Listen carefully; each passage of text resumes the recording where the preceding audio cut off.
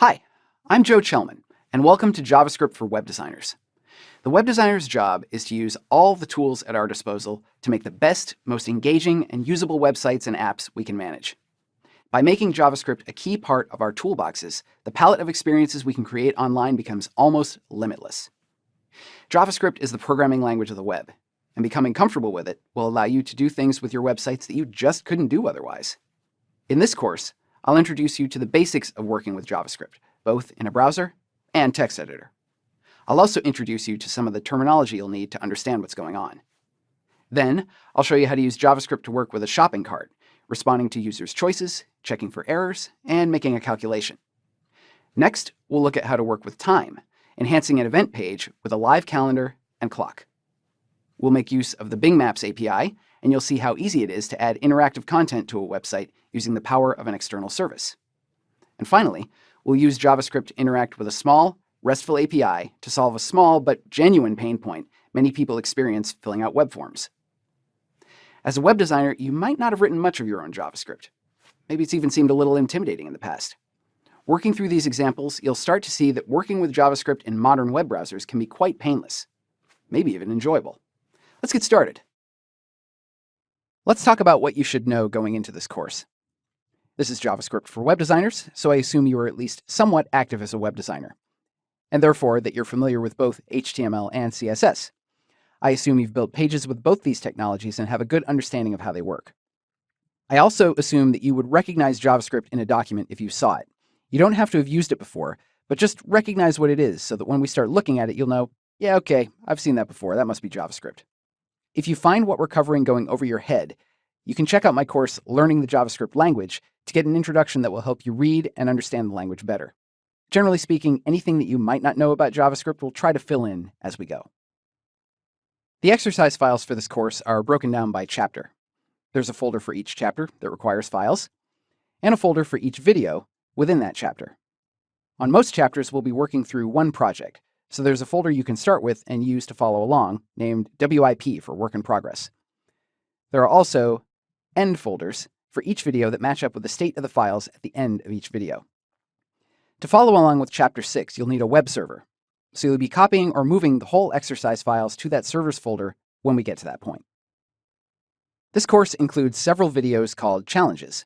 Challenges are quick activities that give you a hands-on opportunity to practice what you're learning. I'll start each challenge by describing your core objectives for the activity. And just like the rest of the examples, each challenge will have sample files, and I'll tell you where to find them. I'll also give you a rough estimate of how much time I expect the challenge to take. When you've completed a challenge, make sure to check the matching solution video. In each solution, I'll show you how I solved the challenge and give you some of my thinking along the way. Again, this is an opportunity for you to master what you've been learning. I think it's really fun and useful to compare solutions with someone else, and I hope you do as well. A couple notes on compatibility.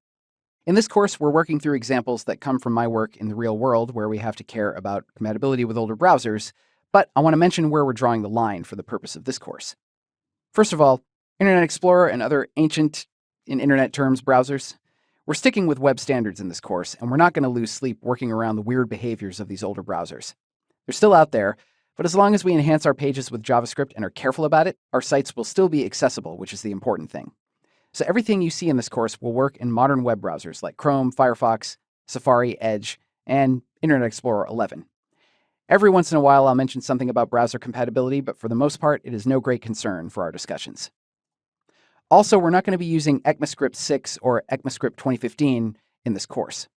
We're getting closer all the time to being able to use these more modern JavaScript features, but that day has not yet arrived, so we're going to stick with ECMAScript 5 here, which works everywhere without issue. Finally, this won't be the first time I say this, we're not going to use JavaScript where we could use CSS. CSS is very well supported and does what it does efficiently and well. So our examples will focus more on what JavaScript is good at than on things where you could pick one or the other. First, the most obvious question in this entire course. What is JavaScript? Let's get one thing out of the way right away. JavaScript is not Java. JavaScript shares some similar syntax with Java and has some other superficial similarities for historical reasons, but they're very different under the hood. The internationally standardized name for the language is ECMAScript, though it's still widely known as JavaScript as well. The point is, JavaScript is its own programming language, entirely separate from Java. Let not the names confuse you. So now that we know that JavaScript is non-Java, what is it really? It's the programming language of the web, and arguably the most widely used programming language in the world. And when I say it's the programming language of the web, I mean that it's the language that you use to program the web, to make it do what you want. These days, JavaScript is most commonly used for what we call front-end development, or client-side development. That is, any kind of programming that happens in a web browser, as opposed to on a server. If the code is meant to control Chrome, Firefox, Safari, Edge, or any other browser, JavaScript is the language we're using. For web designers, the biggest draw of JavaScript is the creation of interactivity. That means that anytime you can click, drag, tap, swipe, anytime you can interact with something on a web page, generally speaking, that's going to involve JavaScript in some way. There are certain kinds of interactivity that don't require JavaScript, but in general, if you want a page to react to something the user does, JavaScript is what you want. Right now, JavaScript is essentially the most popular and widely available programming language. You'll see JavaScript used in server-side or back-end development, especially through Node.js. JavaScript is used to run databases like MongoDB and can even be used to automate Photoshop. It's available nearly everywhere and can do a lot. For our purposes in this course, we're focusing on JavaScript's ability to control websites, but just know that the skills you acquire by learning JavaScript are applicable in many other areas.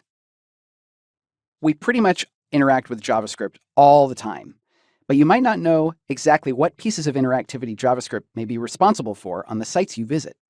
To get a better idea, let's take a look at a few websites, toggling JavaScript off and seeing what happens. We'll start with this one, 2 Trees Olive Oil.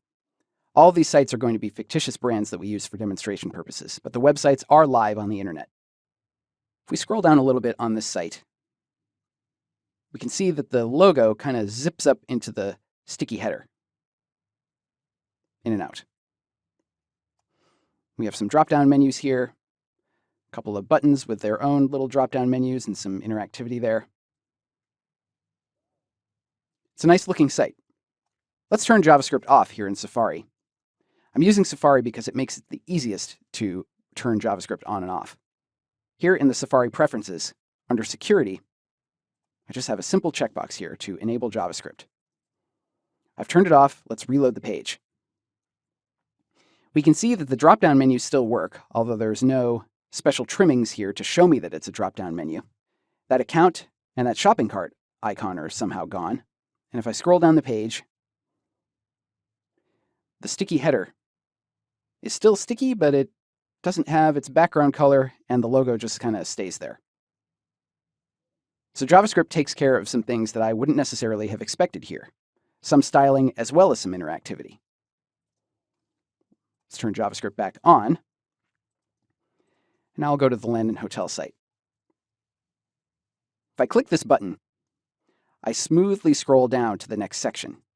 And all of this navigation will take me around on this website. Once I get into the guest rooms section, first note that when I start scrolling, all of these navigation elements update with my scrolling.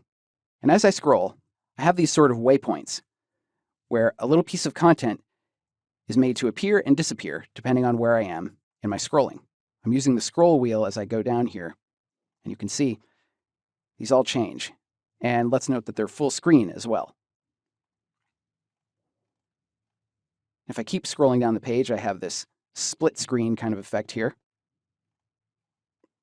Okay. Once again, nice looking site. Let's see what happens with no JavaScript.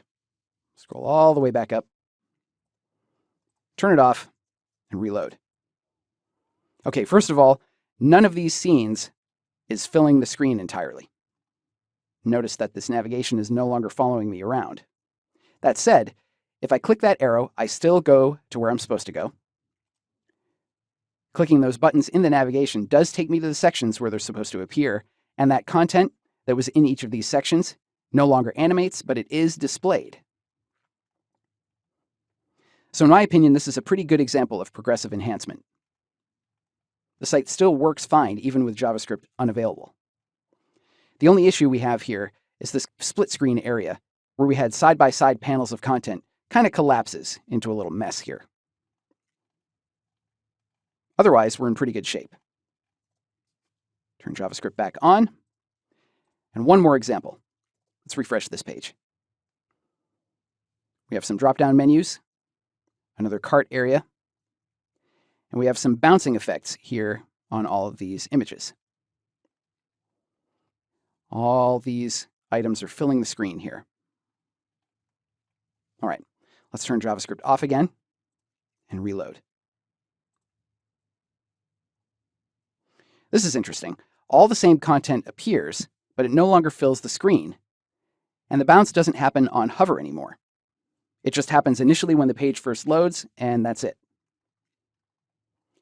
So it's a little strange. The JavaScript is affecting presentation a little more than interactivity in some cases here. But that said, the site is still entirely accessible, even with JavaScript turned off. I can go to the shopping cart still, and I can still see how much stuff I have in the shopping cart, even with all that turned off. One thing to note about this site is that if I simulate being on a smaller screen by shrinking my window, there's a menu button here that doesn't work at all when JavaScript is disabled. I need to turn that back on for this menu to work. Reloading, turn that back on, and now I can see this menu. So that would be something to consider for progressive enhancement purposes. So now we've seen some JavaScript in action and really looked at what it's doing and not doing. Ideally, we'd like to enhance our sites with JavaScript, starting from a baseline of total accessibility to the greatest possible extent. Then we can add JavaScript on top of that for enhanced interactivity and the occasional feature. In these examples, we've seen some areas where that was working successfully and some where it wasn't. Keep this in mind as you're building your own sites. People might turn JavaScript off or simply not have access to it, and plan accordingly. Now let's take a look at what I call JavaScript anti-use cases. That is, situations where you don't necessarily need to use JavaScript, and indeed, perhaps you shouldn't. So first of all, if CSS can handle it, you probably don't need to use JavaScript. Like anytime you're working with visual changes involving the hover event, when your mouse cursor goes over something, or focus events, when keyboard focus gets onto an element on a page. You can act on those events with CSS by itself. You don't need JavaScript. Back in the old days, JavaScript was used for things like swapping out an image in reaction to a mouse over or hover event, rolling over menus, tooltips, various things like that. CSS can handle such things pretty well, so we generally don't need JavaScript in those situations.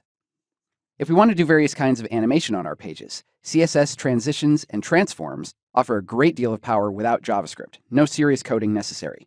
Those are definitely worth exploring. JavaScript is still a good match for more advanced animation, and perhaps best of all, you can use them together. If there's a situation where you need to be able to click something and have it animate, you can use JavaScript in combination with CSS transitions to produce very smoothly performing animations that will work on pretty much any web platform. If you want to learn more about that sort of thing, check out the course CSS, Transitions, and Transforms. Also, HTML5 form controls can be used instead of the custom widgets we needed to use in the old days to get different kinds of elements in our forms, like range controls, sliders, different things like that. This is especially important on mobile platforms where, for example, form elements for telephone numbers or email addresses will be wired up to custom keyboards well suited to entering that kind of data. These are a few examples of times when JavaScript is not necessarily appropriate, and you can look at other modern technologies that will accomplish the same goals. JavaScript is a wonderful tool that can do a lot. In fact, these days, it seems like there's little you can't do with JavaScript, especially in the realm of web design. That being said, it can be argued that all this power has been weaponized, and it has implications for the rest of us. First are the security risks. JavaScript can be used to load data via AJAX or by manipulating tags that load data, like image tags, object tags, script tags, and so on. Attacks like this are called cross-site script attacks, since they inject JavaScript that's not part of the site into visitors' browsers. When website authors become careless and leave these vulnerabilities, the result can be anything from the website being defaced, site visitors having their personal information revealed or stolen, and more. You can find out more about cross-site scripting attacks in the course Programming Foundations Web Security. Next are performance issues.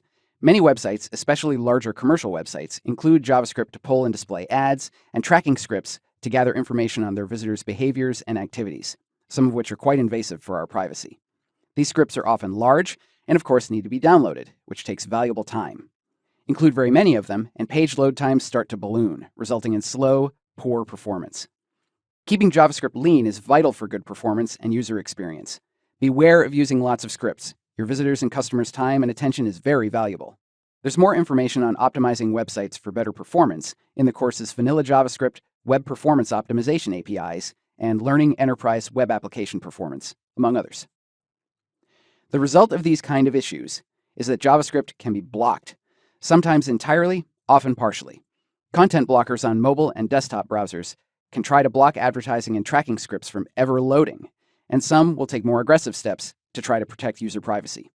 There are institutional firewalls that may block some or all of your JavaScript, and of course, some users may simply opt out, disabling JavaScript as a feature of their browsers.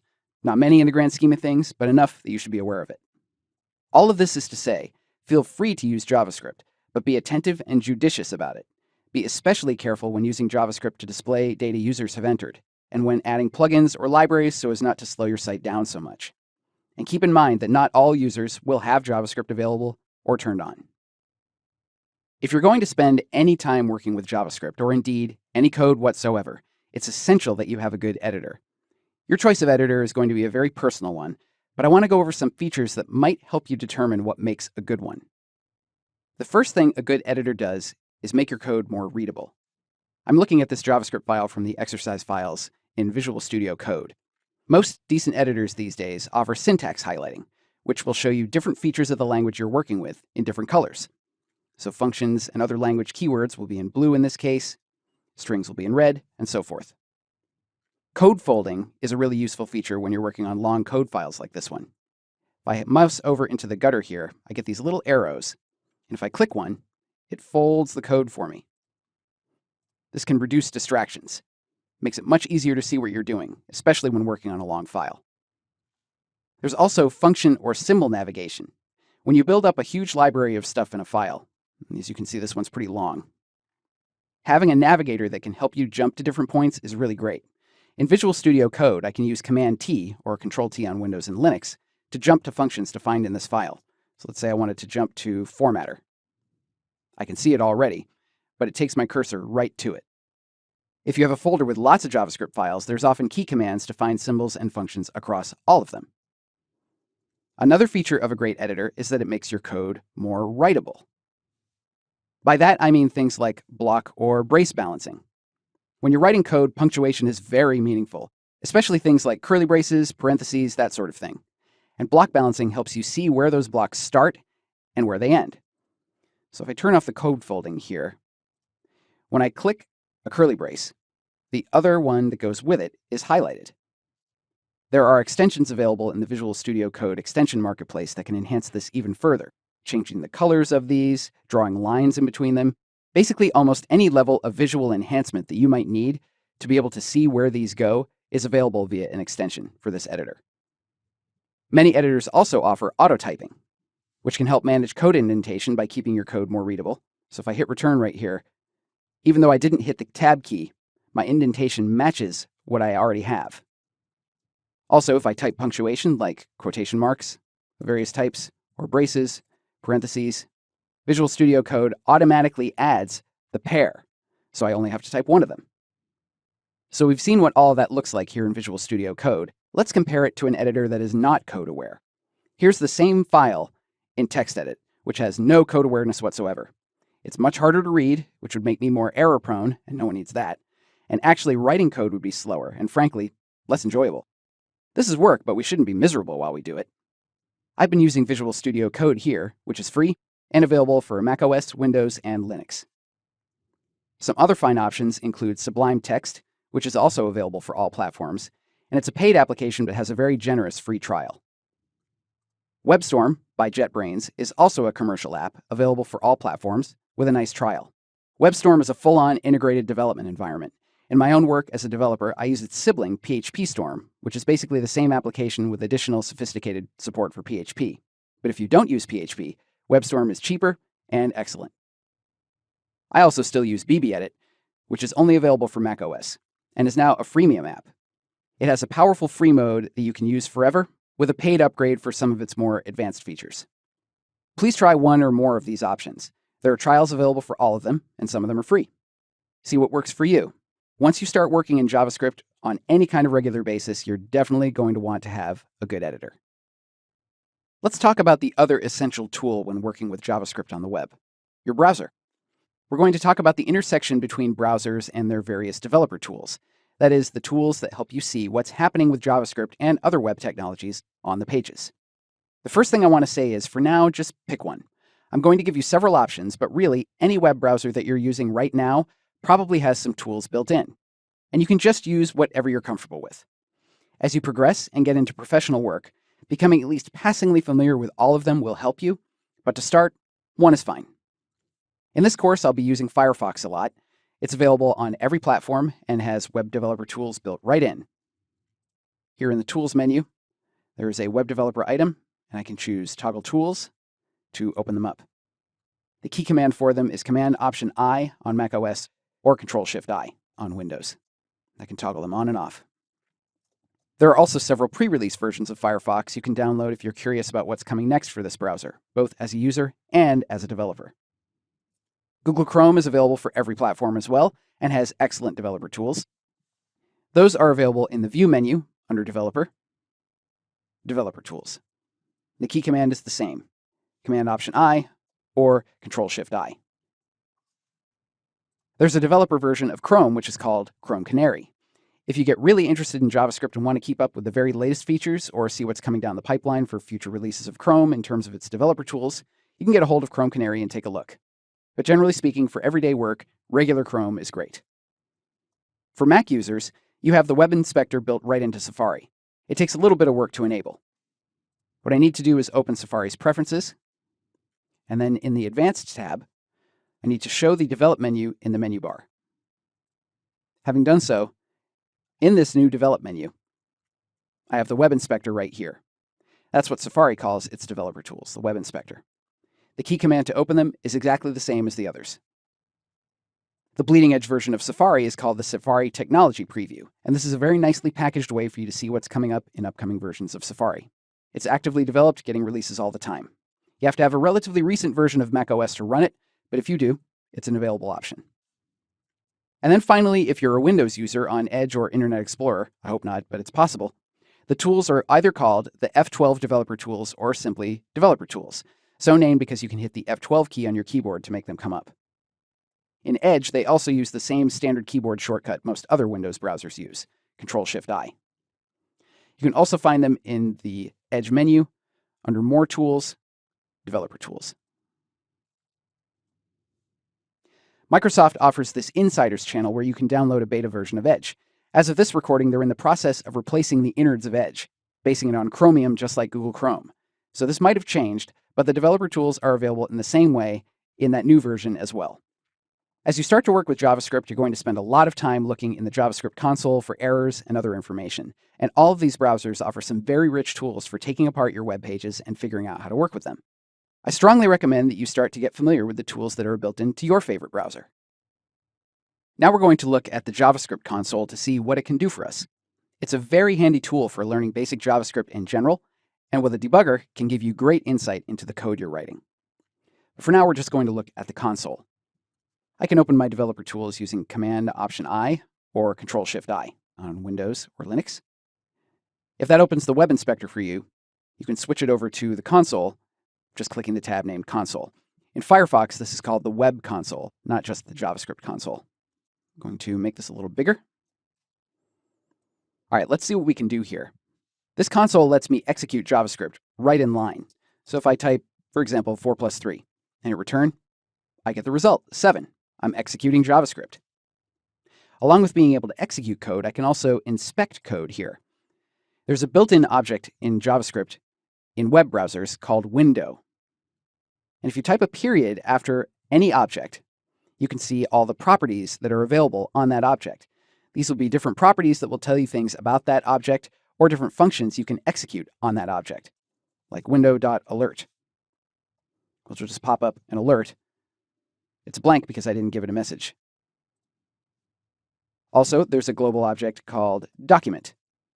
And if I type a period after that, I can see, once again, lots of tools available to play with here. I can also define variables here in the console. I could say var x equals 5. The returned data for an expression like this is undefined, but x is actually defined.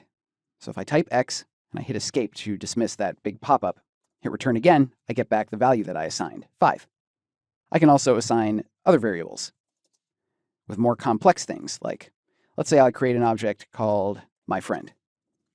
To create an object, I'll just pass a set of empty curly braces, like this. Once again, I see undefined, But if I type my friend, I do get back that empty object that I created. Now I can start to set properties on my little object.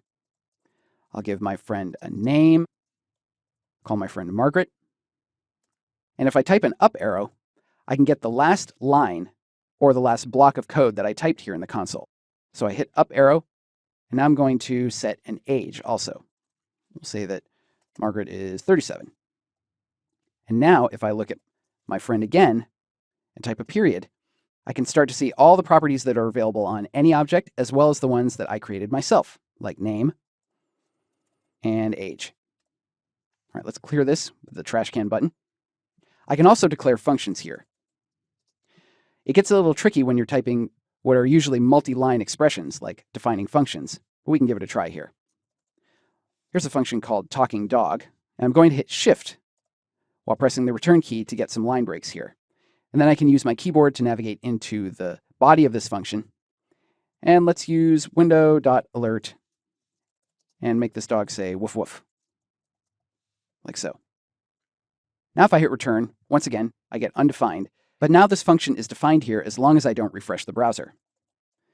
So if I just type out talking dog like this and hit return, I get back the definition of the function.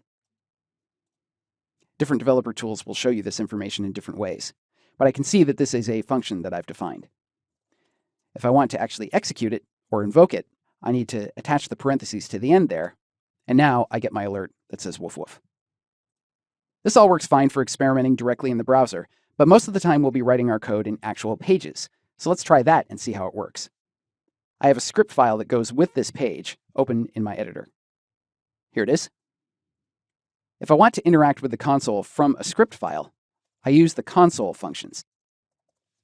There's a couple that we'll look at now. One is console.log, where I can pass a message into the console. We'll look at a second one before we go look at the browser, which is console.error, which is very similar. We'll save this file, go back to the browser and refresh and see what happens. I'm going to open the tools up again with Command-Option-I and refresh. So here is the result of the console.log. It's just a plain message, unformatted. Console.error looks very different. There's some color here, and if I disclose this, I get what's called a stack trace that shows me what code was executed to get to this point where this error happened. In both cases, I can see the file where this log message or this error took place, and the line and column number in the text. One more thing about these functions. Along with just being able to pass a scalar value, we'd call it, I can pass in variables. So let me define a couple. Variable 1 will be the number 2, and variable 2 will be hello. In console.log, we will pass variable 1. And in the error message, we'll pass in variable 2. I'll save these and refresh. There we go. I can see the value of each one of these passed into the log or the error. These can also take multiple parameters. So if I wanted to pass both into the log, I can do it like this. And I can pass in a message that goes with them to help me figure out what exactly it is I'm looking at if I can't remember. Variable 1 and variable 2. And this works for log or error. Like this. I can pass in as many parameters as I want into either of these, and they'll be printed right there in the console. So I'll save that, come back and refresh. Variable 1 and variable 2 are 2 and hello, and variable 2 is hello. Now you've seen some of the basics on how you can use the JavaScript console to learn about JavaScript.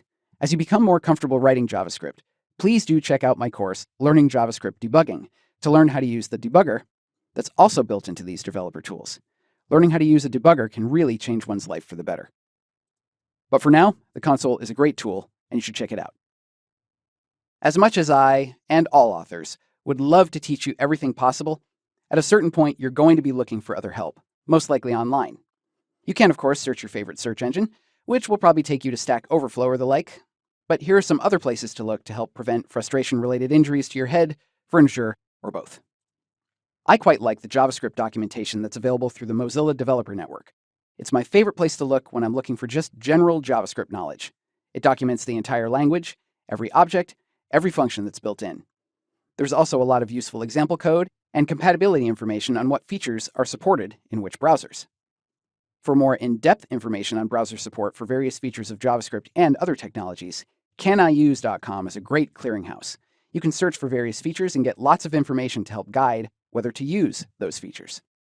In this course, we're fairly conservative with what we use, but as you learn more and want to start pushing the envelope a little bit more, this is a fine resource. It's also helpful if you run into a compatibility issue and are wondering why on earth something is misbehaving. Could be a browser bug. If you want to understand your browser's developer tools better, the browser makers all offer documentation of varying levels of quality to help you. Mozilla offers the Firefox developer tools documentation here. Chrome has their own DevTools documentation site, which is quite comprehensive. Apple offers this page for Safari developers. Not much here, but what there is here. And Microsoft has a whole suite of Microsoft Edge developer documentation. As of this recording, Microsoft is in the process of migrating the engine that drives Edge from their own Edge HTML to the same one that Google Chrome uses, Chromium. So you might see references to both versions in their documentation. And finally, if you have access to other developers in your life, talk with them. If you don't work somewhere with web developers, go to meetups, look for online Slack, Facebook, or other groups in your area. Talking with other developers is a fantastic way to learn. It can help get you past trouble much faster than toiling away by yourself. As with any piece of technology, JavaScript has a lot of jargon. We're not going to cover nearly all the jargon you'd need to become an expert in JavaScript in this course, but I do want to give you an overview of a lot of the basics that you'll need to make some sense of what we're doing here. We'll start out with data types. JavaScript is aware of a lot of different types of data. You have numbers, 1, 2, 3, all that sort of thing. Everybody knows what a number is. You have strings, which are a sequence of words or characters. There are booleans, which refer to something which is either true or false. And then we have data types that are collections of data. Objects are the big one in JavaScript. We have some built-in objects like window, which is called the global object when you're working in a browser. Basically, everything that's defined in JavaScript when you're working in a browser is somehow part of the global window object. Then we also have document, which is how you interface with the document object model, which is something we'll be talking about a little bit later, and a whole bunch more others. Objects more generally, the ones that you can create yourself, and the ones that are built in are said to have properties, which are just pairs of keys or names and their values. Then we also have arrays, which are a type of data you see in a lot of different programming languages. In JavaScript, they're basically objects under the hood, treated a little different. You can still think of them like we do in other languages, though. They're basically a sequentially ordered list of items, and those items can be any of the other data types. JavaScript has variables. You may remember variables from a math class in your past, but JavaScript uses them as well. If we think of JavaScript as a language, like a spoken language, then you can think of variables kind of like the nouns. They're sort of like proper nouns. You take something, be it a number or a sentence or whatever, and you give it a name. That name is the variable.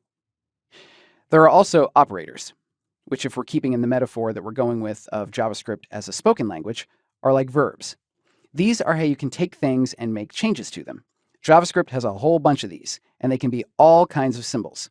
A few of them are plus, equals, double equals, exclamation point equals, and there are quite a few others. There's plus, which can be used for addition or for concatenating two strings together. That means combining them together. There's the equal sign, which is used to assign data to a variable. And then there's the double equal sign and exclamation point equals, which are used for doing logical tests to say, this is equal to this, or this is not equal to that other thing. Now we'll move on to functions. If we're stretching this linguistic metaphor to its absolute breaking point, you could sort of think of functions as JavaScript's paragraphs. They're also a data type in their own right, but they're a way to combine statements into single blocks that you can reuse. If a function is inside an object, it's called a method. Arguments is another piece of jargon in JavaScript and indeed in most programming languages. They're also called parameters. In this case, an argument is how we get data into a function for further processing. That's really it. Most often you'll see them as named arguments, which means that they're variables that are defined only in the context of that function, which we can then process. Another piece of jargon is control structures. These are how we do logical operations. That is to say, if we want to do something in some cases, but maybe not others, or we want to do something a certain number of times. Anything like that is called a control structure. So when we're talking about logical control structures, we have if, else, switch, things like that. If and else are usually used together, and then a switch statement is just another way of phrasing the same thing. Basically, it all means if certain conditions apply, do this. If other conditions apply, do that instead. And finally, if this other condition applies, do yet another thing. Then we also have the notion of loops. There are a couple of main types of loops you'll use in JavaScript. One is the for loop, which you'll see a lot, and then the while loop. I'm not going to go into too much detail on those right now, but just know that they're both ways to do something over and over again until you need to stop. So that's a look at some of the jargon that you're going to be exposed to in this course. If you're interested in learning more about JavaScript, or you just feel like you could use some more detail on any of these sort of jargony topics, you can check out my course, Learning the JavaScript Language. There is a lot of jargon in JavaScript when you're talking about just pure JavaScript, not necessarily related to a web browser. But when you start working with JavaScript in the most common context, on the web, there's an additional layer of jargon called the Document Object Model, or DOM. The DOM is your way of accessing the outline of a page. All the elements that you've written out in your HTML are collected up in the browser and laid out visually and programmatically. So the DOM is your programmatic interface that the browser provides you to access all that stuff through JavaScript. It's a collection of methods and properties that you can use to get into each of those elements. When you're working with CSS to style your pages, that is, when you're writing CSS selectors using IDs, classes, tag names, all that kind of stuff, you're also working with the document object model just through a different interface. The DOM provides a lot of JavaScript functions, or methods. One that you'll see a lot is called getElementById, which is a method included in the built-in global object called document. GetElementById works just like an ID selector in CSS, the one that starts with a pound, to retrieve a page element using its ID. There are many other methods you can use, like querySelector and querySelectorAll. GetElementById is the fastest of the three, but the other two are very fast as well and much more flexible because they use all of CSS syntax to make their selections, not just IDs. In addition, the document object model provides a lot of properties for the page elements it knows about. Some of the ones that we'll see in this course are value, which is used to get the value of text fields or other form elements. There's checked, which is the property of checkboxes and select boxes, which can tell you, and I know this might sound surprising, whether they're checked. There's also class name and ID, which are properties of pretty much any element that will refer to whatever classes are set on that element and what the ID is. Now, of course, this is all very much a simplification of everything there is to know about the document object model. If you want to learn more about this, check out the courses JavaScript, Enhancing the DOM, or the DOM in JavaScript, jQuery, AngularJS, and React. But this should be enough to help get you through the examples that we'll go over in this course. One more thing before we start working on projects. The question often comes up, should I learn JavaScript by itself, often called vanilla JavaScript, or should I use a framework or library? There are uncountably many JavaScript frameworks and libraries. The most popular ones as of this recording are probably React, Angular, jQuery, and Vue, and they all offer benefits and drawbacks that are worth discussing. Using a framework can make life much easier because there are few tasks or problems that someone else hasn't seen before, and if you find a framework that deals with that problem, you can get on with your own work more quickly. A framework may include ideas and cleverness that you wouldn't have thought of otherwise, so they can be great learning tools and help you avoid common problems before you face them. A good framework will probably have security features built in that you would otherwise have to implement yourself. On the other hand, JavaScript libraries are a major contributor to page bloat, especially if used incautiously. You can also run into the "when you're a hammer, everything looks like a nail" problem, where you use a library for more than is necessary, ending up using JavaScript way beyond progressive enhancement, sending your site's accessibility out the window. You may also encounter security risks. Popular software is usually well tested, but it has to be, because anything popular becomes a target. Vulnerabilities could exist in features of the library that many people don't use and could go unnoticed. With vanilla JavaScript, you will hopefully only write as much code as you need to accomplish a goal, which helps keep pages as lean as possible. Taking complete ownership of your code can be empowering, and, if you document your code well, can help you understand how everything works when you inevitably come back and revisit it later. And of course, having a solid grasp of vanilla JavaScript can only help you when you use a framework or library. My guidance is for every library or framework you want to use, consider what you're using it for. How much are you using it? How much of it are you using? Can you slim it down? Can you load it only on certain pages instead of on the whole site?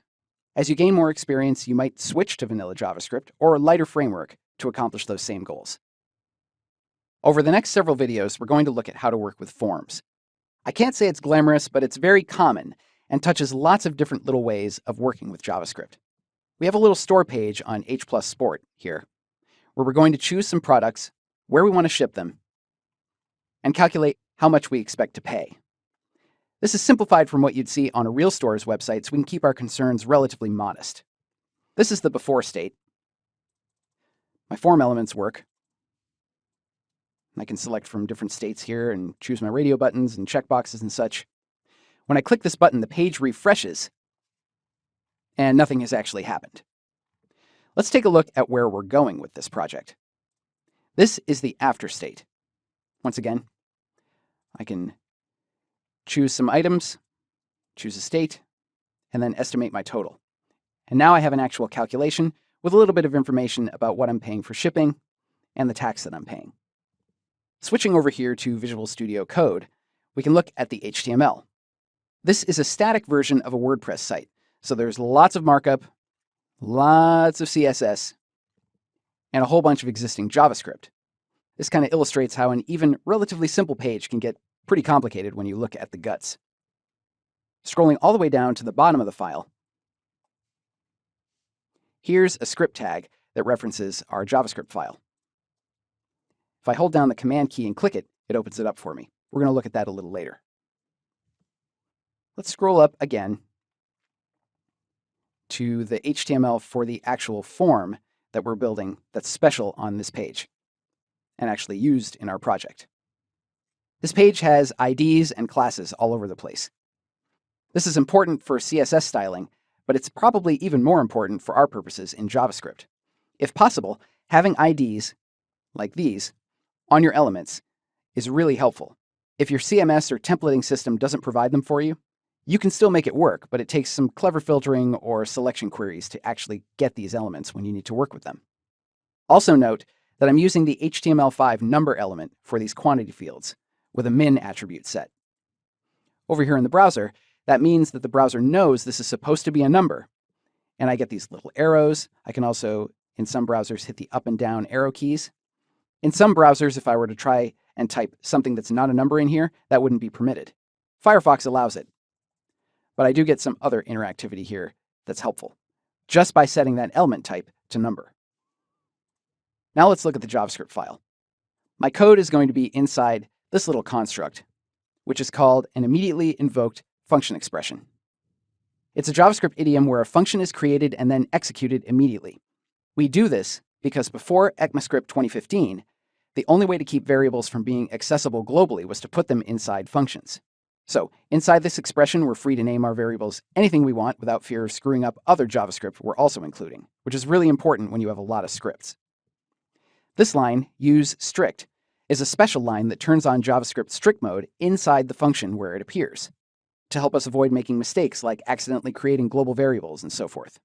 You don't have to know what that means specifically, but basically it just helps us write better code with fewer mistakes, and that's always a good idea. One more thing to mention, if you're following along and using Visual Studio Code yourself, I've changed a few of its default settings and installed an extension that might be of interest to you. So I open up the settings. What I've changed is I've moved the sidebar location from the left to the right. I've turned off the minimap, which is here. This is checked by default. I've unchecked that. I've turned on word wrap. I'm just using the search field to find all these settings. So it's on now, defaults to off. And I've disabled the breadcrumbs in the editor, right here. I'll close the settings. Looking at the extensions, I've installed the Prettier Code Formatter extension. This can format my code for me with a command. To make things easier for myself, I'm going to turn on Format on Save now that I have this extension installed. Format on Save. This means that every time I save a JavaScript file, it will be run through the Prettier Code Formatter to make all my code nice and keep me consistent. Very handy. Now we've seen where we're starting and where we want to ultimately arrive. Let's get to work. In this first foray into actually using JavaScript on the page, we're going to start looking at how to get data out of and back into the text fields and select boxes on this page, two very basic types of form elements. Let's open the JavaScript console with Command-Option-I or Control-Shift-I on Windows. I'll scroll down and I'm going to start with this quantity field under basketball sneakers. I'll right-click and inspect the element, and I'm going to copy its ID. We're going to start by addressing these elements by ID, which is the fastest and easiest way to do this if you have IDs available. So what I want to use is the function inside the global document object called getElementById. And as I start typing it here in my developer tools, it's auto-completed for me. I can hit the right arrow to expand that out without having to type it all. I'm going to need some parentheses here to pass in the parameter, which is going to be a string with the ID. So now if I hit return, I get back that input element. If I hover over it with my mouse, it highlights which one I've selected, which is really handy. I can make sure that I've really got the right one. Let's set a value on this, clicking the up arrow a few times. And now if I use the up arrow here in the console, I can get that same expression back and add .value, so I'm inspecting the value property of this element. Hit return, and I get back the value. That lets me get the value. I can also set the value by assigning this a number. So let's set it to 3. And there we go. I set it in the console, it changes here, and I get that value back as my return value. This works great when I have an ID on the element, but there are other times where you might not have that available. So let's look at some other ways to get to this form value without having the ID on the element. The document object also has a property called forms. This will give you every form that's on the page. I can see that there are 3 of them, and in the Firefox developer tools, if I mouse over these, it highlights them for me.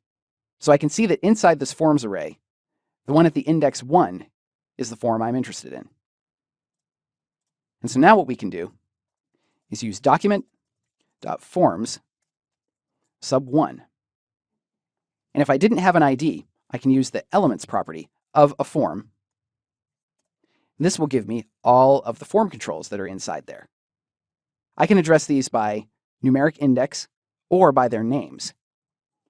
If I wanted to do it this way, I can pass in a string, and look at this. I think this is kind of neat. It auto-completes the IDs for all available elements in here. So I'm looking at the text field. That's the quantity of basketballs. Hit return, and that gives me back that same field. And once again, I can get its value. But of course, I'm still playing with the IDs here. So as I mentioned, we can use the numeric index. I can see that this is at index 0, and that also works. If I were in a situation where my form elements had a name but not an ID, I could select the form using document.getElementById or document forms, whatever you like. Let's use getElementById since this form does have an ID. We'll copy it out of here. And then I could use the form element name, whatever that is. If this were basketball quantity, or whatever that is, and I could get the value from there. Now, as it happens, this element doesn't have the name attribute set, so I can't use that. But it is available to you if your form elements do have that. Okay, I'm going to clear this out, and we'll look at the select boxes. Here's one for state. I'll inspect this, and it has the ID sState. I'll use document.getElementById again and pass in sState. And just as before, I can check its value. Currently, it's empty. Now, the reason that it's empty, an empty string, and not the value that's displayed, is because of how I've defined the options here in the select element.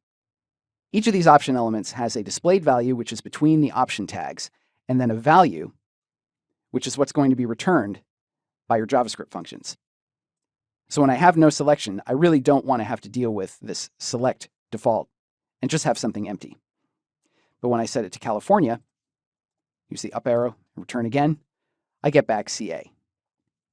In modern browsers, this is a very easy way to get the value of a select box. You can use all the same pieces of the JavaScript DOM API that we used before to select those text fields, to select your select box, and then get its value using the value property.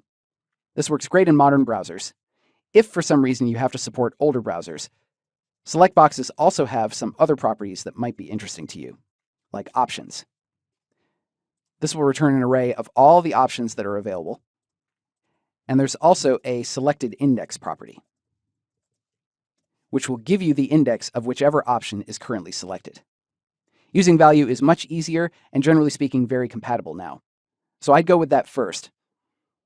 But these properties are also available if you need them. Now, we haven't written any saved code yet, but we're starting to understand how to retrieve data out of several types of form fields. We'll look at some more coming up. In this video, we're going to look at another pair of form input types, checkboxes and radio buttons. They're a little more complicated to deal with than text fields or select boxes because they can be on or off, but also carry a value the way other inputs do. Let's scroll down a little bit so we can see our radio buttons and checkboxes of interest. We'll start with the checkboxes. I'll check this one and inspect it. So I have a label field here, and then the little checkbox that goes with it appears before. So I'm going to copy its ID. And we'll switch back over to the JavaScript console and select it using document, get element by ID. All right, let's look at its value first, the same way we did with the text fields. We come back with yes. Okay, let's turn it off and try that again. Same thing. Okay, so this is obviously not working the way we might expect at first. But the value attribute on this checkbox is set to yes. So if we're passing this off for some back-end processing, this C special gift will come through with the value of yes. But that doesn't tell us what we want to know from a JavaScript perspective. What we want to know is this box checked or not? And as it turns out, there's a property for that. It's called checked. So I'm going to hit an up arrow here and change this value to checked. And that returns true because this checkbox is checked.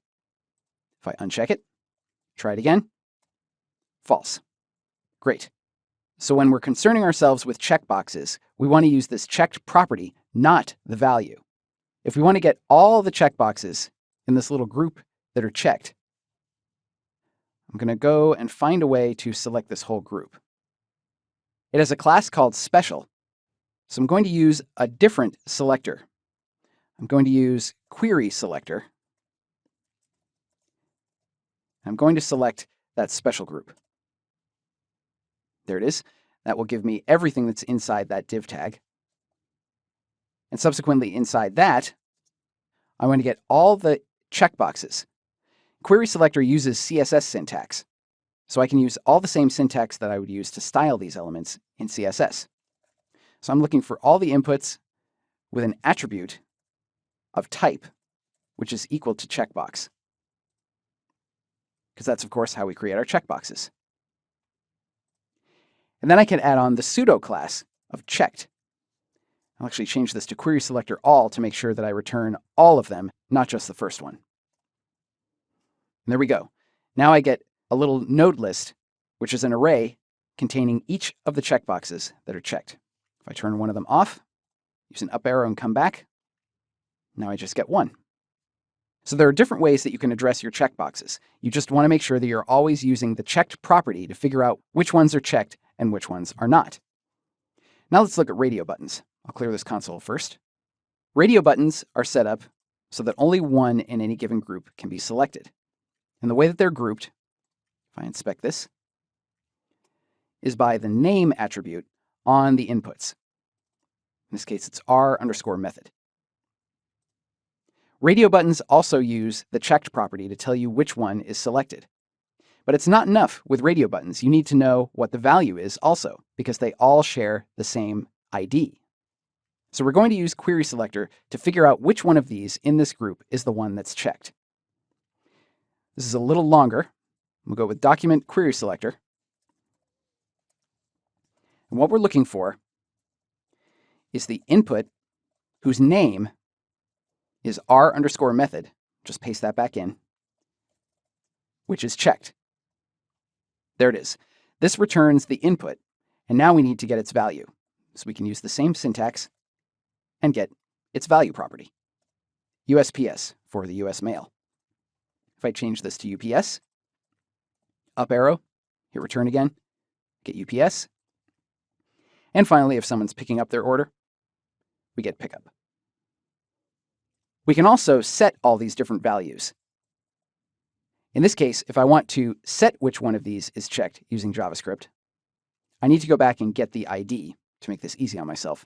So I'm going to tell it to set UPS, say. r-method UPS. So I'll use document.getElementById, and I'm going to set the checked property to true. Fortunately, the browser handles turning the other one off for me automatically. And the same thing works on checkboxes. I'll sign up for the mailing list. We'll turn this one on. And there it is. Radio buttons and checkboxes have this checked property which tells us if they're on and off, and they can also hold a value. Just remember that with checkboxes, we need to look at that checked property, and for radio buttons, we need to find out first which one is checked, and then pull its value. To create interactivity, we act on events. It's time to start looking at events, how we listen for them, and subsequently take action. When a user interacts with something on a page, one or more events are fired. Clicking a button will trigger a click event and an input event. Making a selection on a select box will fire an event called change and also an input event. Some events fire without obvious user interaction. Like when a video is playing, you'll get an event called time update that says how much time has elapsed in the playback of that video. Basically, there are lots and lots of events available in the browser.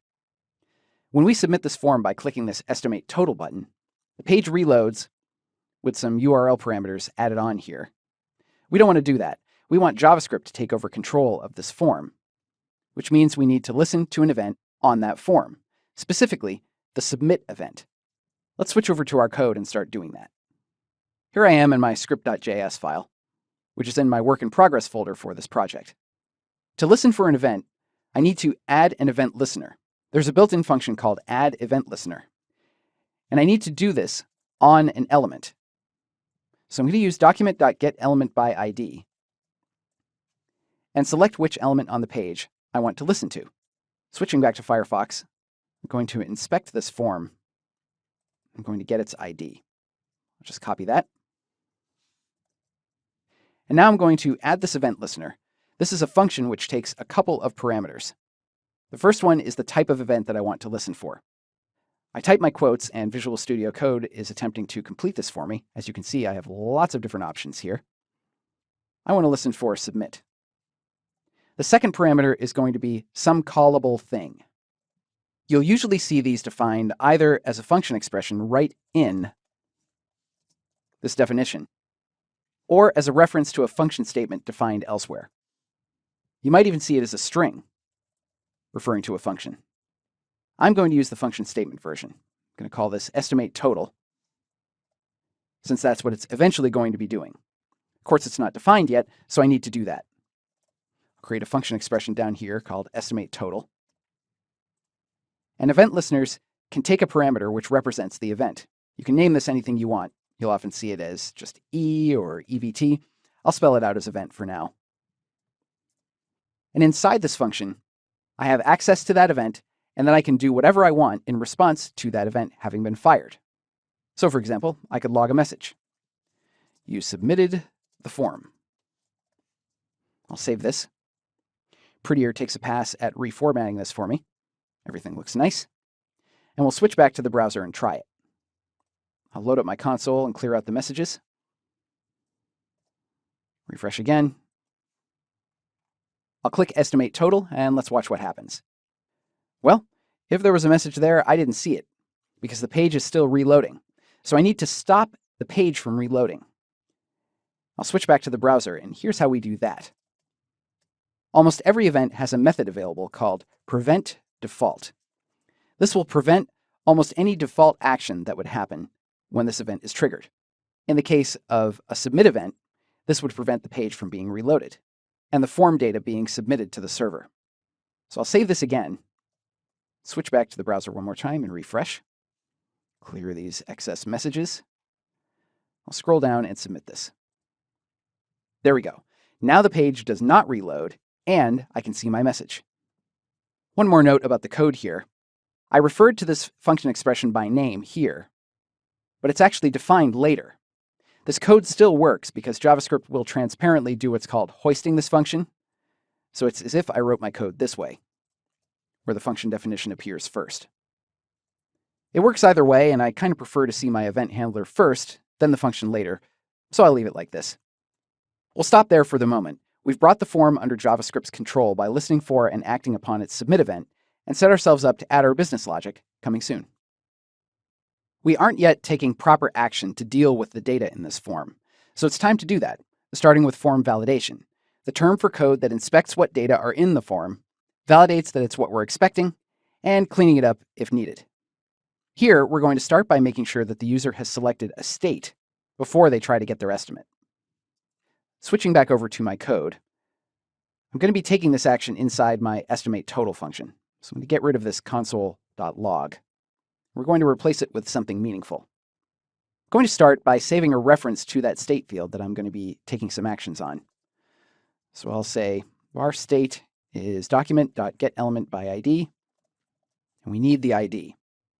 Let's go back over to the browser and inspect this item. I will double-click to select its ID and then copy it. Close these tools again. I'll paste it in here. Okay, we've saved this. Now we can do something with it. The first thing I'm going to do is check its value. So we'll say if the state.value, this is how we get the value out of a select box, the easy way. And I'm going to check if it's empty, an empty string.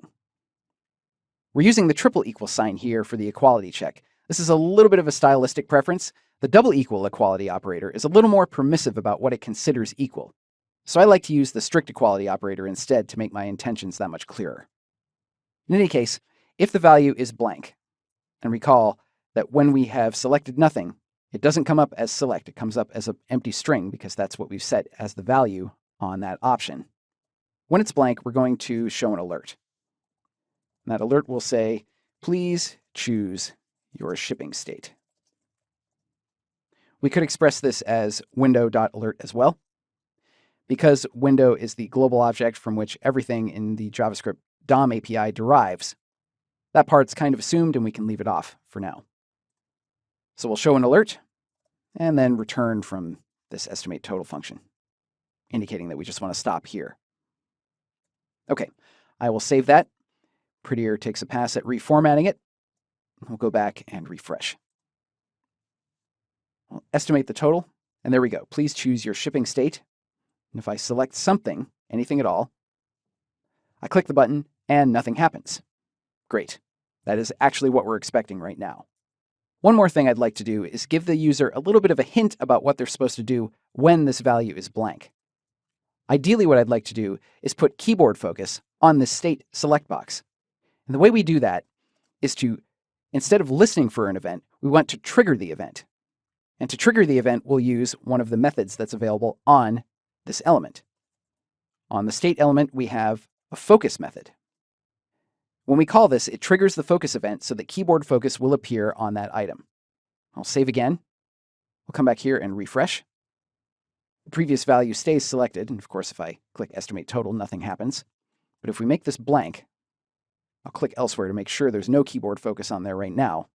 You know, nothing up my sleeve and all that. Click estimate total. Now I get my alert, and keyboard focus is placed on that item for me. Great. You'll be doing a lot of this, confirming that the user has entered something, anything at all. When you start getting into validating for specific types of data and whether it conforms to your expectations, you might want to explore something called regular expressions, which are a powerful way to express pattern matches, like, is this data alphanumeric? Does it start with a word it's supposed to start with? That sort of thing.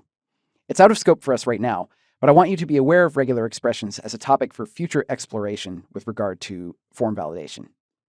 So again, checking values on the form and informing the user of those errors and other issues is called form validation.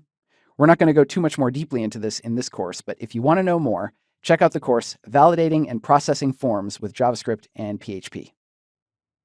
We're going to take things up a notch now, still enforcing the same requirement that the state field be filled in, but our approach will be more forceful.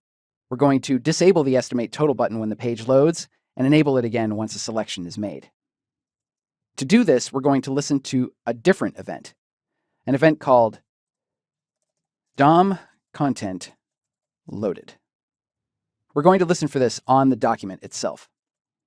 So we're going to call document.addEventListener, and the event we're going to listen for is DOM content loaded. This is the event that's called when the page has loaded sufficiently that the DOM is ready for us. The images might not have loaded. If we want that, we'd generally be using the load event. But DOM content loaded is what we can listen for when we just want to make sure that our form elements are ready for us to start adding event listeners to them and so forth.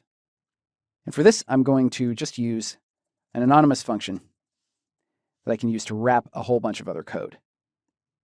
So in here, I'm going to copy in my submit event listener. I'll leave my estimate total function defined down here. And now I'm going to start taking my actions on that estimate button. First, I'll save a reference to it, call it button estimate. We'll use document.getElementById. We'll pull its ID from the browser here.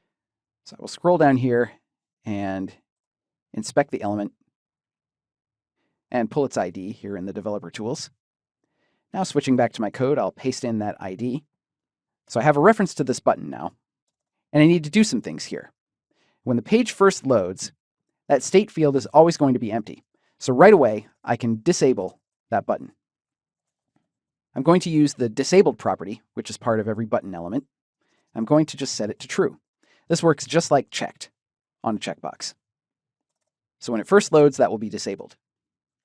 We'll save this and switch back to Firefox, reload, and try it. And there we go. Now I'm setting this at the JavaScript level instead of in the HTML because I'd want this button to still work if JavaScript were not available. Because presumably the way this store would work is I should still be able to submit this and maybe have the server do some processing and give me back an answer if JavaScript can't do it. So I'll let JavaScript take care of it in the course of all this other action here. Next, I need to add another event listener to that state select box. So I'm going to add another event listener. And what I want to do is check every time the value of that state box changes. So I'm going to use the event called change. Once again, I'll pass in an anonymous function here. And inside this function, I'm going to see what the current value of state is, just like I did down here. So I'll actually copy this little block, bring it up here. And this time, if the value of state is empty, I'm not going to spawn an alert. I'm going to disable that button. So I'll copy this line as well. Copy and paste this here. And if there is a value selected, I want to make sure that the button is no longer disabled. So I will set disabled to false. And I will save this. And now I should note that I originally saved the value for the state button down here in this estimate total function, which means that no other functions other than this one can see this value.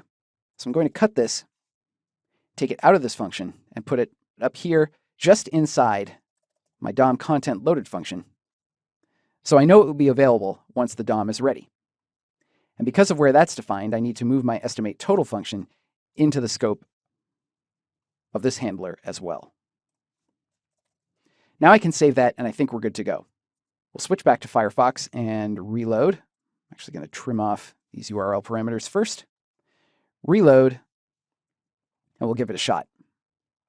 So I can see that this estimate total button is disabled. I get a little cursor hint from Firefox to that effect. And now as I change this value, the button is enabled again. On and off and on and off. So that's working great. Wrapping your code that needs the DOM to be ready in a DOM content loaded listener like this is generally going to work really well. But there's one small gotcha to be aware of. If you have tons of scripts loading on the page, DOM content loaded might already have fired and been caught by a different listener, so yours might get skipped. I have to admit, I haven't seen this myself, but the Mozilla documentation mentions it, so I feel obligated to pass it along to you. If you're using a framework like jQuery that offers its own version of this, it's called the ready function there. Gotchas like this will be handled for you.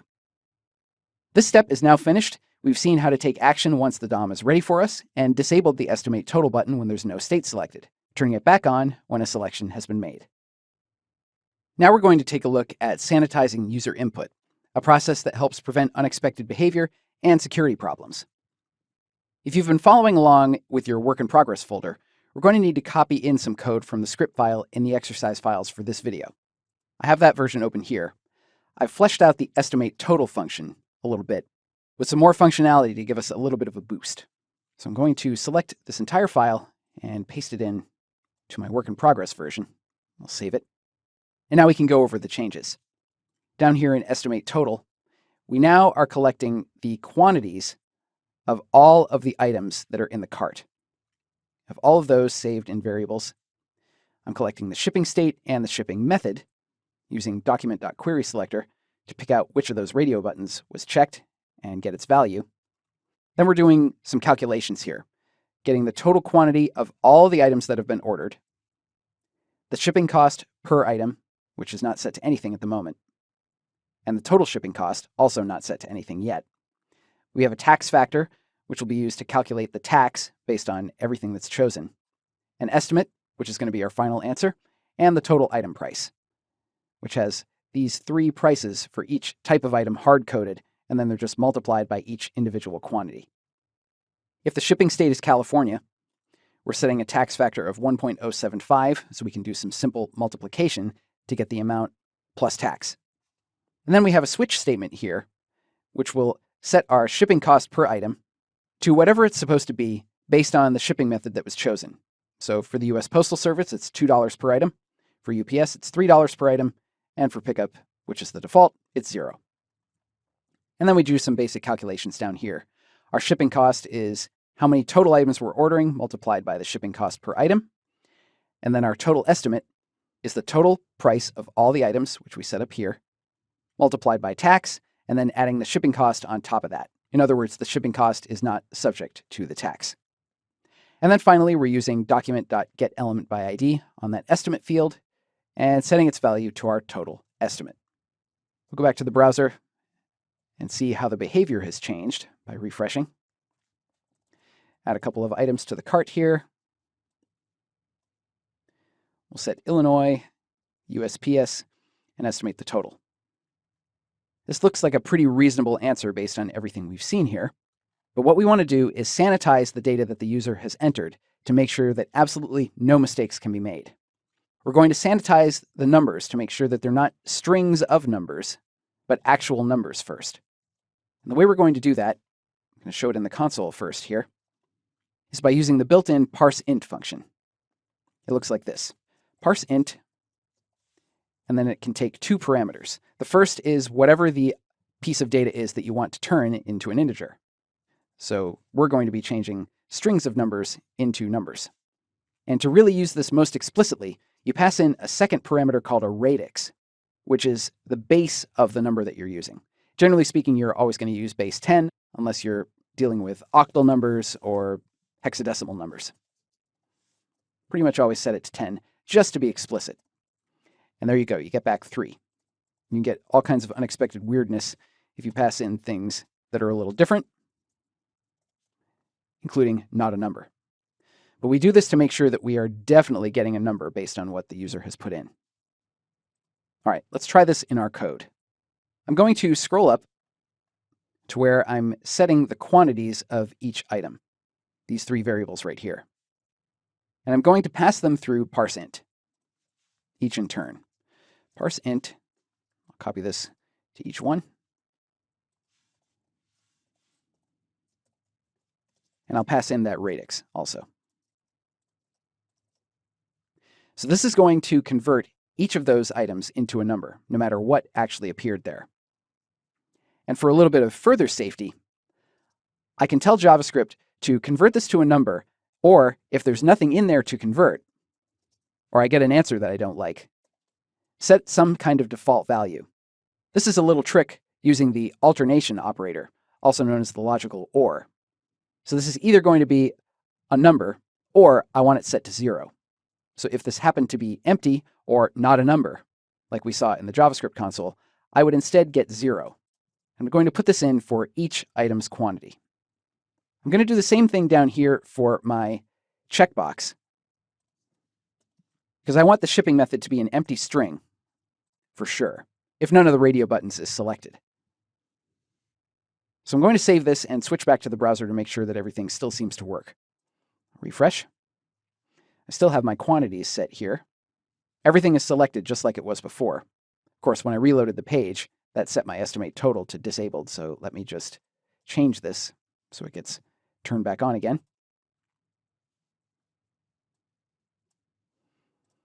330. So that's 90 times 3 is 270, plus 25 times 2 is 50. So that's 320, plus $2 times 10. Yep, okay, that checks out. All right, one more thing we want to do is format this number so it looks like currency. And for that, we're going to update our estimate. We're going to add a $sign to the front of it, so it's going to be a string, and then concatenate on the result of this calculation. So I'll wrap it in parentheses, and now I can pass that expression through another JavaScript method called toFixed. This will convert a number into a string with a certain number of decimal points. I'm going to ask it to show me 2 decimal points. So I've sanitized my data up here, and now I'm sort of massaging it to display it how I want to down here. We'll try this again. Reload. Set my state to New Hampshire and estimate my total. There we go. Now I get a nicely formatted number after I've chosen my estimate. This looks good. So now we've taken a look at sanitizing the user data to make sure that our calculations will always work exactly as we want them to. We use the alternation operator to get a default value. And finally, we set our estimated total using the toFixed method to make sure that this currency was formatted the way we wanted it to look. There's one more thing we'd like to do with this estimator. Show a little bit more of our work when we're making that estimate and displaying it. How many items were to be purchased, what the total shipping cost is, and what the tax rate is. This will be the first time we're modifying the content of the page directly, not just changing values or states in the form. So let's go back over to our editor and get started. I'm going to scroll down to where we calculate and display our final estimate. I'm going to set myself a couple of placeholders here. The total items, the total shipping cost, and the tax, just as a reminder. To start off, I'm going to get a reference to the place where these data will eventually be displayed. We'll call it the results. I'm going to use document.getElementById, and I need the ID, so let's go back over to Firefox. I'm going to right-click this general vicinity and hope that something good comes up. Well, I got the whole container, so I'll just keep disclosing these with the right arrow key after I click them. Here we go, results. That's what I want. I'll paste that in, so I have that ready to go. But how am I actually going to set the value? What part of the DOM API do I want to use? We'll go back to the browser and take a look. I'm going to open up my developer tools again and go to the console. There are 2 different ways that I can get or set the value of some region of the page: inner HTML and text content. Let's see how those differ. I'm going to address this little portion of the footer. I'm going to inspect this element to see what I have here. Okay, so this is footer widget 2, a class of footer widget 2. And it's inside this footer with an ID of colophon. So I'm going to use document.querySelector to retrieve this. I'll pass in that string colophon, and then that class was footer widget 2, I think. Mouse over that. Yes, got the right thing. Okay, let's see how these 2 items differ. I'll try inner HTML first. Hit return. Whoa, I get a whole bunch of stuff here. This is the HTML that produces this, rendered as a string. We can compare that to the text content. Now this is just the text with all the HTML stripped out and leaving, as it happens, a bunch of the white space that HTML took up. So depending on how we want to do this, we could use either one of these to get or set HTML or plain text. We're probably going to be doing a little bit of formatting on this results area, so I think I'll be using inner HTML. So we'll close that and go back to our editor. So we're going to be setting the results inner HTML. And we'll start out by displaying the total items. We're going to just concatenate a string together here. And I believe, yes, I can rely on Visual Studio Code's autocomplete to help me here. The total quantity. And I'm going to concatenate on a little bit of HTML to help me format this. Just add a line break. And I'm going to do this a few more times. But if I just keep reassigning it, of course, I'm going to wipe out whatever I've done previously. So I need to do some concatenation here. I could write it like this: results.innerHTML equals results.innerHTML plus, and then keep doing more stuff.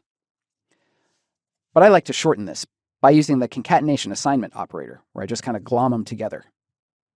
So this next piece is going to be the total shipping cost. This is going to be displayed as currency. And so I think this variable was called, shipping cost. That's the total shipping cost, and we'll use toFixed, and we'll set that to 2 decimal places for a nice display, and keep that line break on the end there. We'll do this one more time for tax. And this tax is going to be displayed as a bit of a calculation here. So what I need to do is take my tax factor, which I set up for convenient multiplication up here, but I want to display it as a percentage. So first I'm going to need to take off that 1. We'll wrap these in parentheses just to avoid confusion. So that's going to leave me with just a decimal. And to display it as a percentage, I need to multiply it by 100. So we'll wrap this in another couple of parentheses, multiply it times 100, and then we'll bring that to fixed as well with 2 decimal places. We'll add a percent sign for display purposes here. And I also want to note which state is causing this tax factor to be used. So we're going to wrap that like this. We'll put the state in parentheses. So let me remove that. Add some more concatenation here. And then the other variable is, I can let autocomplete help me here, shipping state. Okay, that looks right. So to recap, we're taking that tax factor, trimming off the 1, multiplying it times 100, and then adding some decimal points for nice display. Adding the percentage sign, and then also displaying the shipping state. I'll save this, switch over to Firefox, and give it a try. Refresh. You get a couple of items into these fields. Set this to California. All right, let's see how we go. We have 3 items. That's what we're expecting. So our shipping cost should be $6. 3 total items, $6 shipping. Tax rate is 7.5%. We actually don't want that dollar sign here, so let me get rid of that. Get rid of the tax dollar sign. There we go. Refresh one more time. All the same inputs are still there. Estimate total. There. That looks nice. And with that, we've gotten our little estimator into pretty good shape. It calculates correctly, shows its work, and only tries to act when it has all the information it needs. Our JavaScript powers are growing.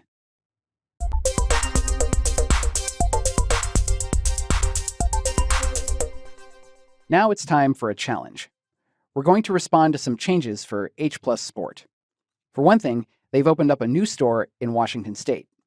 Yay for them, but we need to update our shipping estimator to account for the fact that they need to charge state sales tax for Washington, which is 6.5% for our purposes.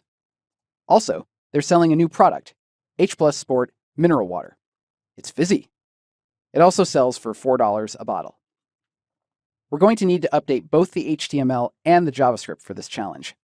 I recommend maintaining a similar HTML structure to what's already there with classes and IDs to make sure the styling stays consistent when you load it in the browser.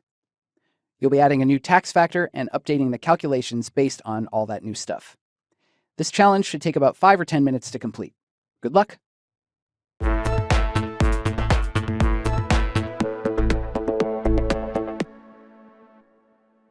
Let's take a look at one possible solution to this challenge. We'll look at the page first. We can see we have all 4 products here. I'll increase the quantity of my fizzy water and add a couple other things. Down here under the state, I have several selections and my new one, Washington State. And selecting that still makes sure that the Estimate Total button is active. So I'll set UPS and click Estimate Total. This looks pretty reasonable. Let's set this to California. Yep, looks good. Slightly less tax for Washington than there is for California here. Great. So it seems to work. Let's look at how it was put together. Here in my index.html file, I'm going to use Command F or Control F on Windows or Linux to find the mineral water. Actually, I'm going to search for fizzy. There we go. That jumps me right to where I need to go. And I've followed the same structure of the HTML for the other products exactly. So it all gets laid out very nicely. Product name, little description, here's the price, and I set a unique ID both on the label field and on the number input, text Q water. Also added the state here to the select box with the abbreviation for Washington right here. And that's all we needed to do on this side. Let's take a look at the script now. So I'm going to scroll down to the estimate total function because this is where most of the action lies. Here's my item water variable, which is up here. I'm collecting the value of that field, running it through parseInt and making sure I set a default of 0, adding it to my calculation here with its price of 4, multiplied by the quantity. And now here, I'm checking the shipping state and adding an else if for Washington and setting the tax factor to 1.065 instead of 1.075 to account for 6.5 versus 7.5% tax. And that's it. Everything else stays the same. For a little bit of extra credit I gave myself, I changed the behavior for how the estimate button is disabled. The way it was working before, button estimate.disabled was always being set to true when the page loaded. Now, because of the way browsers work, when you refresh the page, if nothing else changes, the values can be maintained for you. So always disabling this without first checking whether the state was actually chosen or not wasn't helpful. So instead,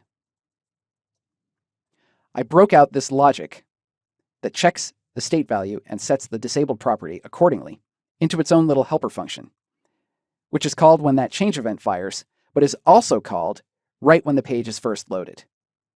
So I get the same behavior used twice, but only defined in one place. And as a result, I have some better user experience here. And that's it. The challenge is done. Now we can move on to some other topics. In this next project, we're going to be working with date and time in JavaScript. This will let us create things like calendars, clocks, and do other functions on our pages that need to account for the date and time. We're looking here at the website for the Landon Hotel, a fictitious hotel with a website we've created for other courses. And they have an event calendar. So let's scroll down a little bit by clicking this button. That takes us down to this area, and if I click Events, that will jump me down to this Upcoming Events area with some upcoming events. Over here we have this Now region, which has nothing in it at the moment, but they'd like to have a clock so we can always see what time it is. Right-click this and inspect it so we can see how this is put together. So we have a div with an ID of clock, we have our label inside, and then we have this region which is empty right now with an ID of current time. There's a JavaScript file attached to this page that we can work with as well. Let's take a look at that. So far, there's nothing in here other than our boilerplate immediately invoked function expression and the switching on of strict mode. When the page first loads, we're going to want to set the time in that little region. Let's write a little code that will do that for us. So we know that when we want to do something when the page first loads, we're going to add an event listener for DOM content loaded, just as we did before. DOM content loaded. We need to handle that event somehow. So what we'll do is we'll retrieve a reference to that region where the time is going to go. I'll just name it something very short, C for current time. And we'll use document.getElementById. And we'll pass in the ID for this region, which I'll copy here out of the developer tools, paste it in. So now we have the region, we just need to put something in there. So we're going to set the inner HTML.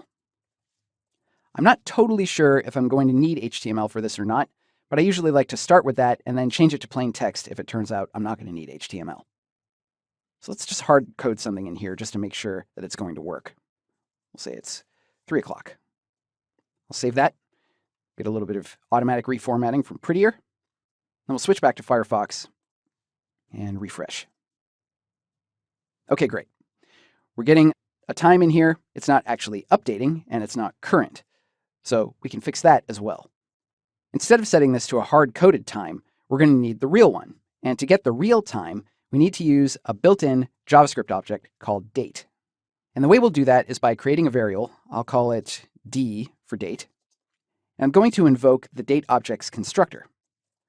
The built-in object is called date with a capital D like this. And I'm going to call new and invoke this object as a constructor, which is to say a function that's the same name as the built-in object. In this case, I'm going to call it with no arguments. When I call it this way, it gives me the time right now, and it gets that time from the machine where it's running. Specifically, in this case, from my web browser on my machine. So whatever time it is right now on my computer is what's going to be shown there. But having created this variable by itself doesn't actually do anything. I haven't changed the inner HTML yet. So far, in that variable d, I just have some kind of internal representation of what the date is in JavaScript terms. What I need to do is convert that into a readable time that I can use on the page. The simplest way to do that, and a good place for us to start, is by using a method on the date object called toTimeString. So I'm going to use my date object that I created, letter D, and I'm going to call toTimeString, like this. So we've replaced that hard-coded time with this toTimeString. So I'll save this and we'll switch back to the browser, reload, and see what it looks like. Holy moly, that's really long, isn't it?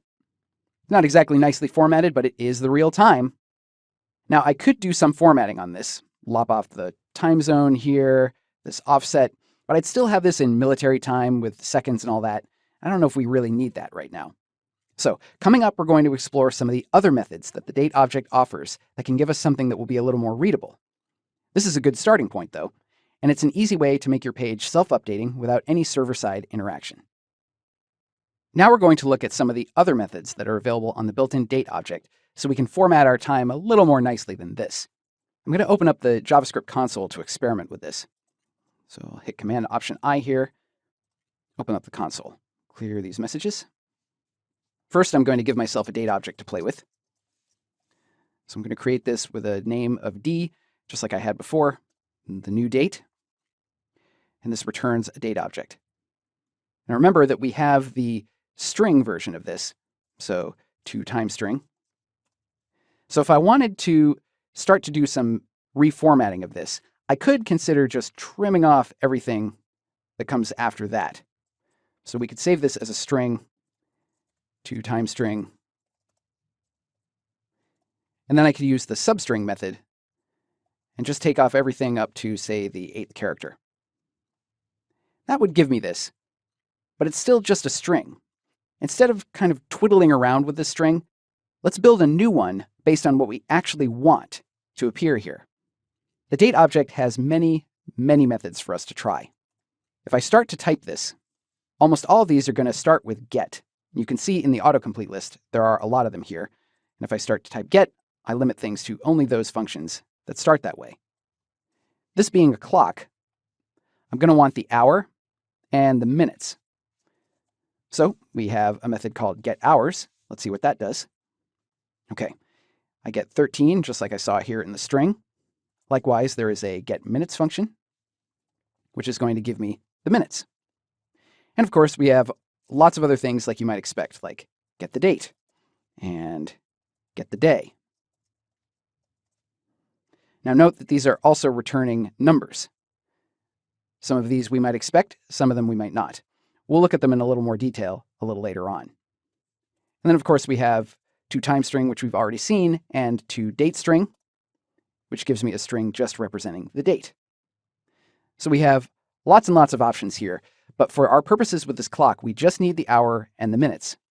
So let's update our code to account for what we actually want. First thing I will do is get the hours. So I'll set a variable for the hours, and we'll use getHours here on that date object. And then I'm also going to need the minutes. So we'll do this way. I'll set my hours and then concatenate on a little time separator. We'll use a colon. And then concatenate onto that the minutes. We'll just do that directly in line right here.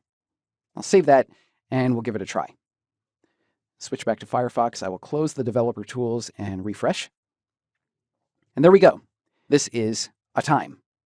Now it's still formatted this way in the 24-hour version, and I'd like to do it as the 12-hour version. So I'll switch back to my code and do an operation here on my hours. Basically, if the hours are greater than 12, I'm going to want to take off 12 hours. So I will just say hours equals hours minus 12. That works. I could also rephrase this a little more succinctly by using the minus assignment operator here.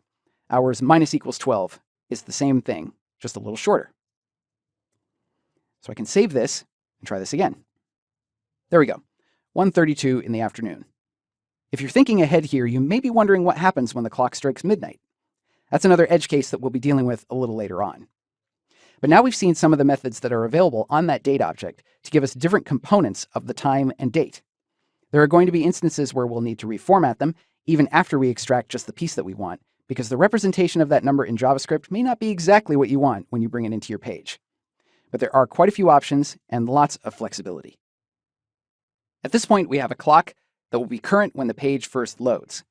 But what I'd really like is for the clock to stay current as long as I have the page open. That means I need some way to update it every, say, minute or so. In JavaScript, we use timers for this purpose. Let's see how they work. We have available a couple of different timer functions in JavaScript. One of them is called setTimeout. The other is called setInterval. If you've looked at other people's JavaScript code before, you may have seen one or the other of these. We'll start with setTimeout. SetTimeout is a function that takes two arguments. The first one is a function that we want to execute after a certain delay, and the second parameter is how long that delay should be. So let's create a function called updateTime, and we'll wrap all of this code to actually perform that update.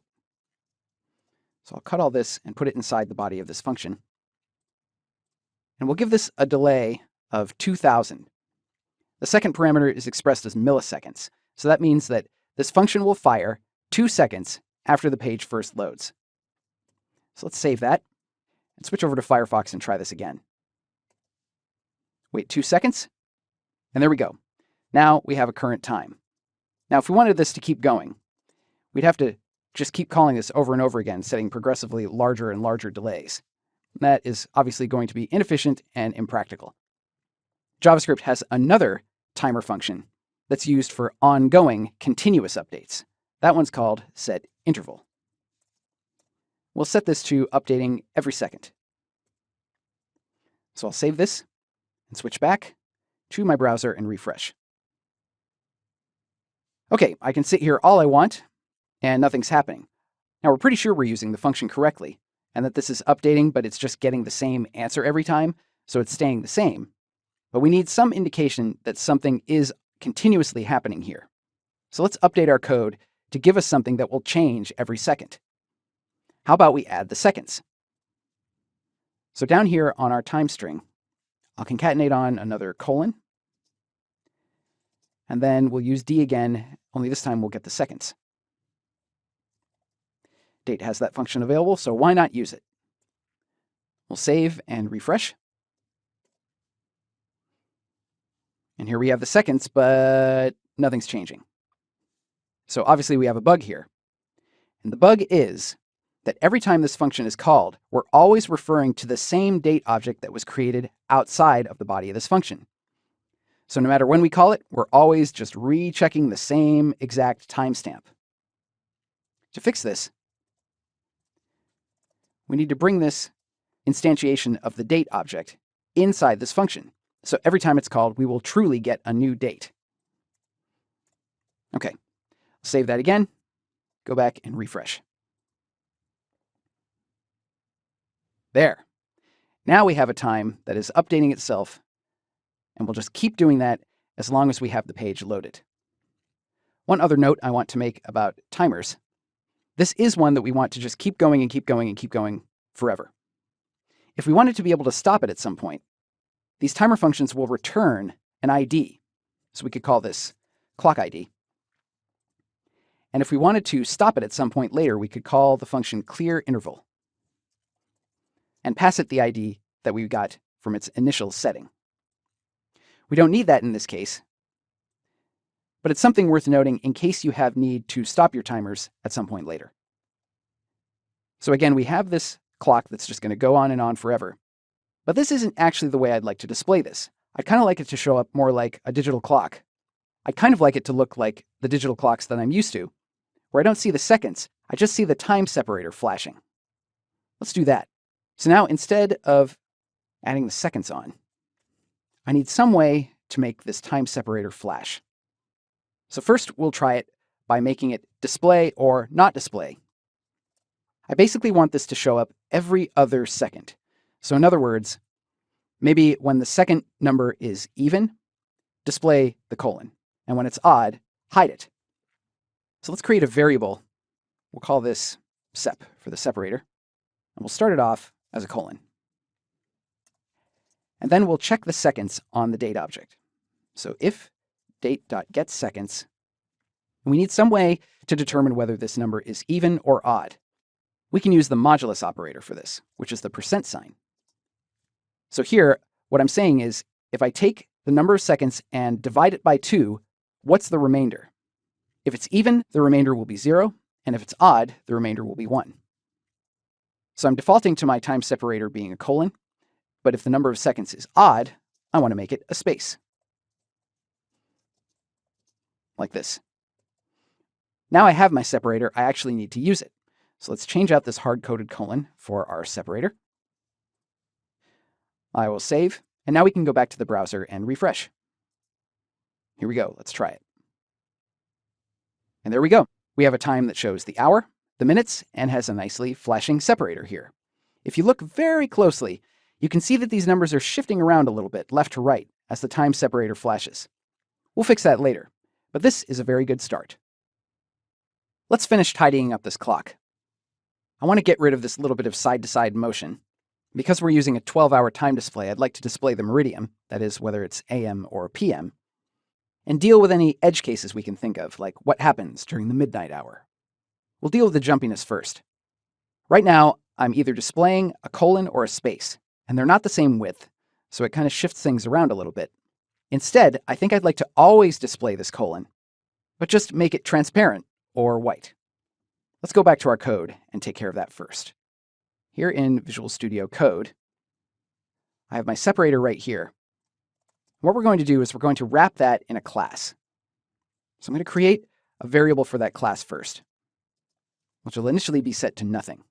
This project includes a class called trans, short for transparent.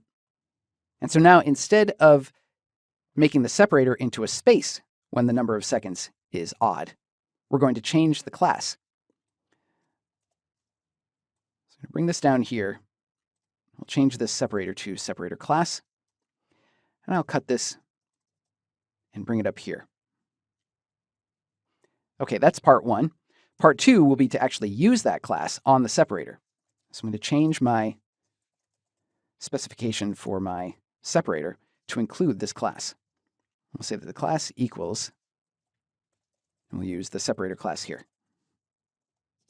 Okay, great. We'll save this and refresh. And there we go, not the slightest bit of movement. Rock solid. Okay, let's add the AM and PM now. I'm going to add another variable here. We'll call it AM PM. And we will set it initially to AM, like this. I'm going to display it down here. And actually, let's bring the minutes up into a variable as well, just for cleanliness and consistency. So I'm going to show the hour, then the separator, then the minutes, and then AM PM. And actually, I'll put a space in between them. There, that seems like it should work. Now, right now, this is always going to display AM. But when the hours go past 12, I want it to change to PM. So here I will set AM PM equal to PM. Okay, that all looks pretty good to me. Just add a little more white space for readability. Great. Now I'm saved. We'll go back to the browser and take a look. Oh, hey, this is exciting. We'll have to deal with that next. We'll refresh that, and here we are, 2 o'clock PM. So let's deal with this strange display of the minutes.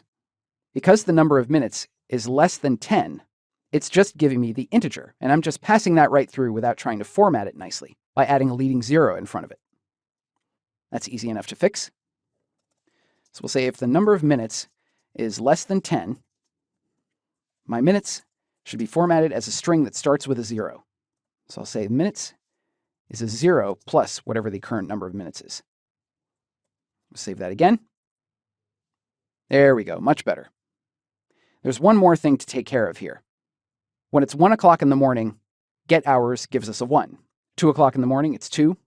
But what happens at midnight? Well, in JavaScript, the number of hours is going to be 0, and we don't want 0 to display here. So we need to add a special case for handling that as well. We'll deal with that here in our little control structure that's dealing with the hours.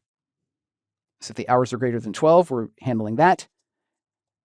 Or else if the number of hours is exactly 0, we will set hours to 12.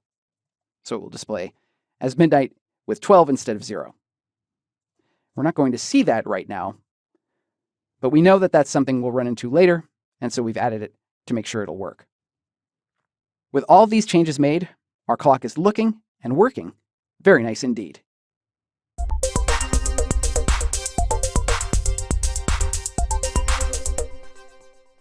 For this challenge, we're going to enhance the events calendar by showing the date as well as the time. It's much more useful when we're looking at the events to have the date and the time and show them both over here in our now box. I've hard-coded it as January 30th here. I'll right-click and inspect this so we can see. Here it is. The value of this is hard-coded to January 30th. This is the part that we'll be updating. So we'll call this challenge date and time.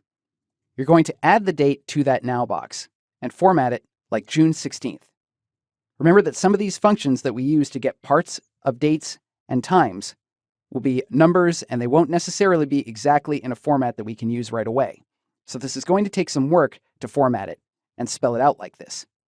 This is relatively easy to describe, but will certainly take at least a few minutes. Good luck.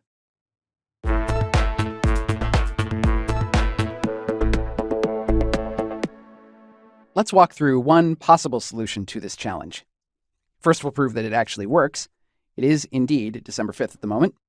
And this is the time, which was working before and hasn't broken since then. What a relief. All right, let's take a look at the code. First of all, I'm storing a reference to that current date area using document.getElementById here. And then along with hours, minutes, and AM, PM, I'm getting the month and the date using getMonth and getDate. Now, the month that I get back from getMonth is a number, and I want to format it as a word. So I have a little helper function called formatMonth that we'll take a look at in a second that's going to handle that reformatting for me.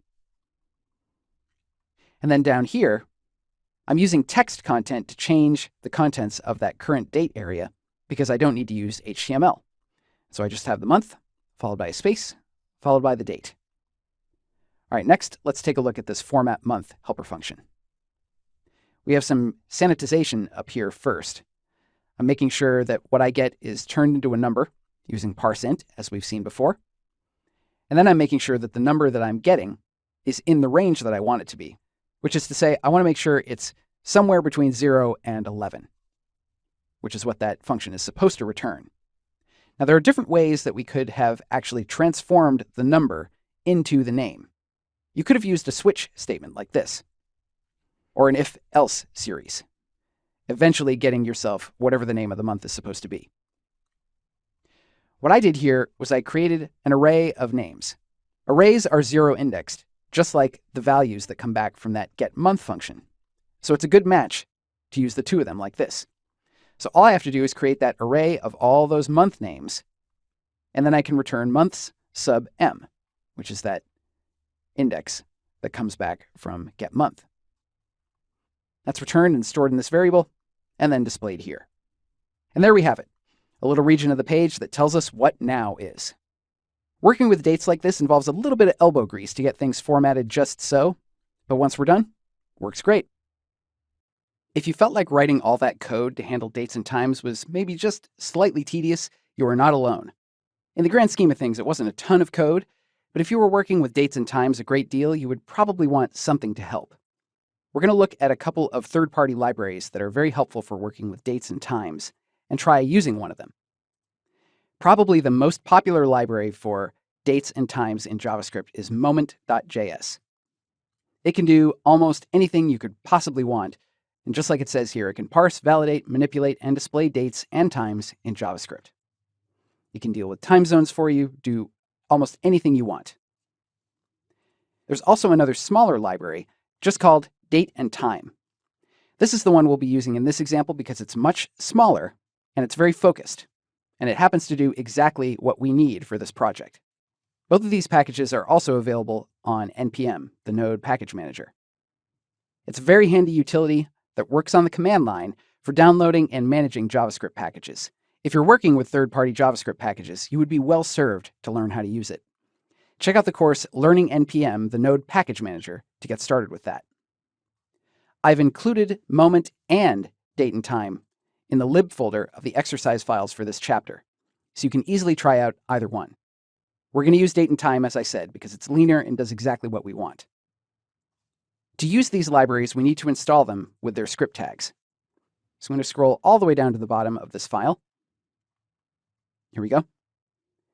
This is our custom script file, so we need to add date and time before this.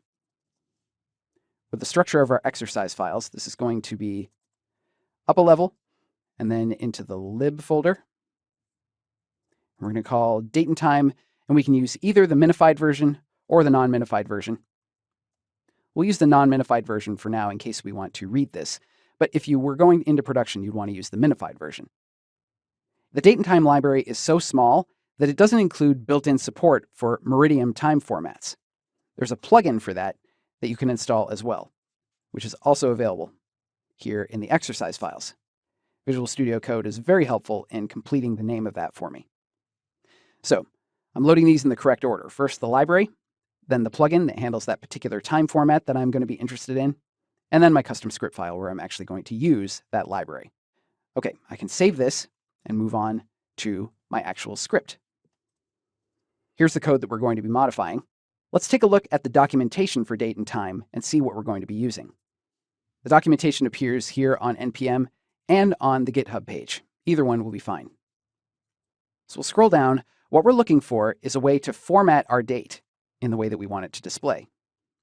And as luck would have it, the very first function is called format. We can see this takes a date object, and then there are a variety of formats here. We have the month in various formats, the day, the year, the meridian. We have an asterisk here reminding us that this is going to need to be in the plugin. Just about anything we could want here. So let's go back to our code and we're going to use what we're learning here.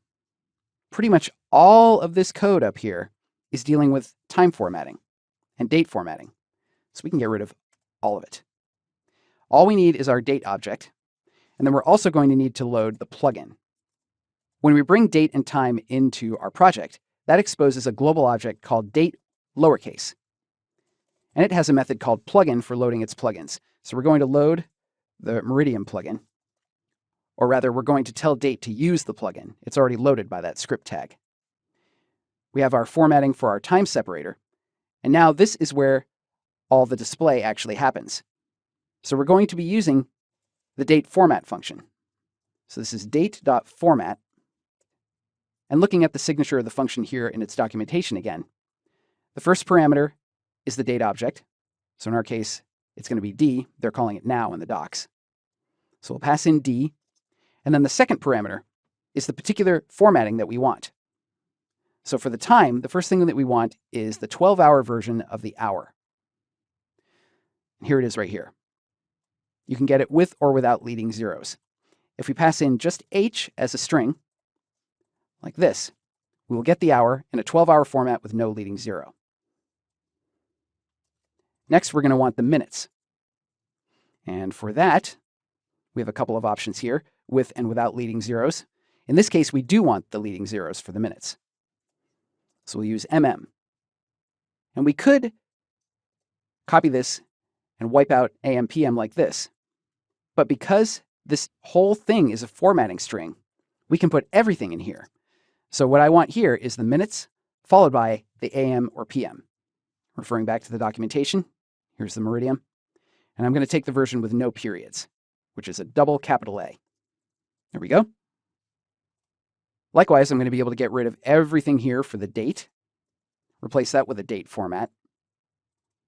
And to save us a few round trips back to the documentation, I'll just tell you that we want the full name of the month spelled out, which is 4 capital M's, and then a space, and the date, which is a capital D. I'll save that, and we no longer need this format month function either. Bye-bye. We've saved this. Now let's switch back to the browser and check it out. I reload, and I can see I have a double A here, so clearly something is not working here. Let's go back and check this. Oh yeah, I misspelled meridian. Save that, switch back, and refresh one more time. There we go, that's what we want. For comparison's sake, here's the version that uses a library, and here's the previous version, where we wrote everything ourselves. This could be cut down a little bit with some different formatting, but it's still almost twice as much code. So you have to balance the trade-offs of including a library which has probably 16 kilobytes maybe of code just for a little bit of savings here, but it's a relatively small library and it could be worth the trade-off here. I usually think it is to use this small version of a date and time formatting library to get this kind of functionality. But depending on your project, you can make that decision for yourself. The point is, when we use that third-party library, our developer experience is much more pleasant, and it results in a good user experience as well. Working on the website for H+ Sport, I have their address here on their contact page, but it would be even nicer to show a map. Of course, there's an easy way to do this. We can select the address, copy it, and go over to Bing or Google Maps and search for it. Now, of course, this is not the actual location of H+ Sport. That's a business that doesn't really exist. This actual address is for the Capitol Records building. We'll just pretend this is where the business is located. So anyway, we can embed this map. This gives us a chance to generate some code, which I can then copy and bring over to my HTML file. I'm going to scroll down a whole bunch to my custom content here. Here we go. I'll paste this in right here. I'll save that, go back to my browser and take a look. Refresh this. And there we go. We have a map. This works fine, but I don't have a whole lot of control over how this map looks or what happens when a user interacts with it. To get that kind of flexibility, I need to take control of the map programmatically using an API.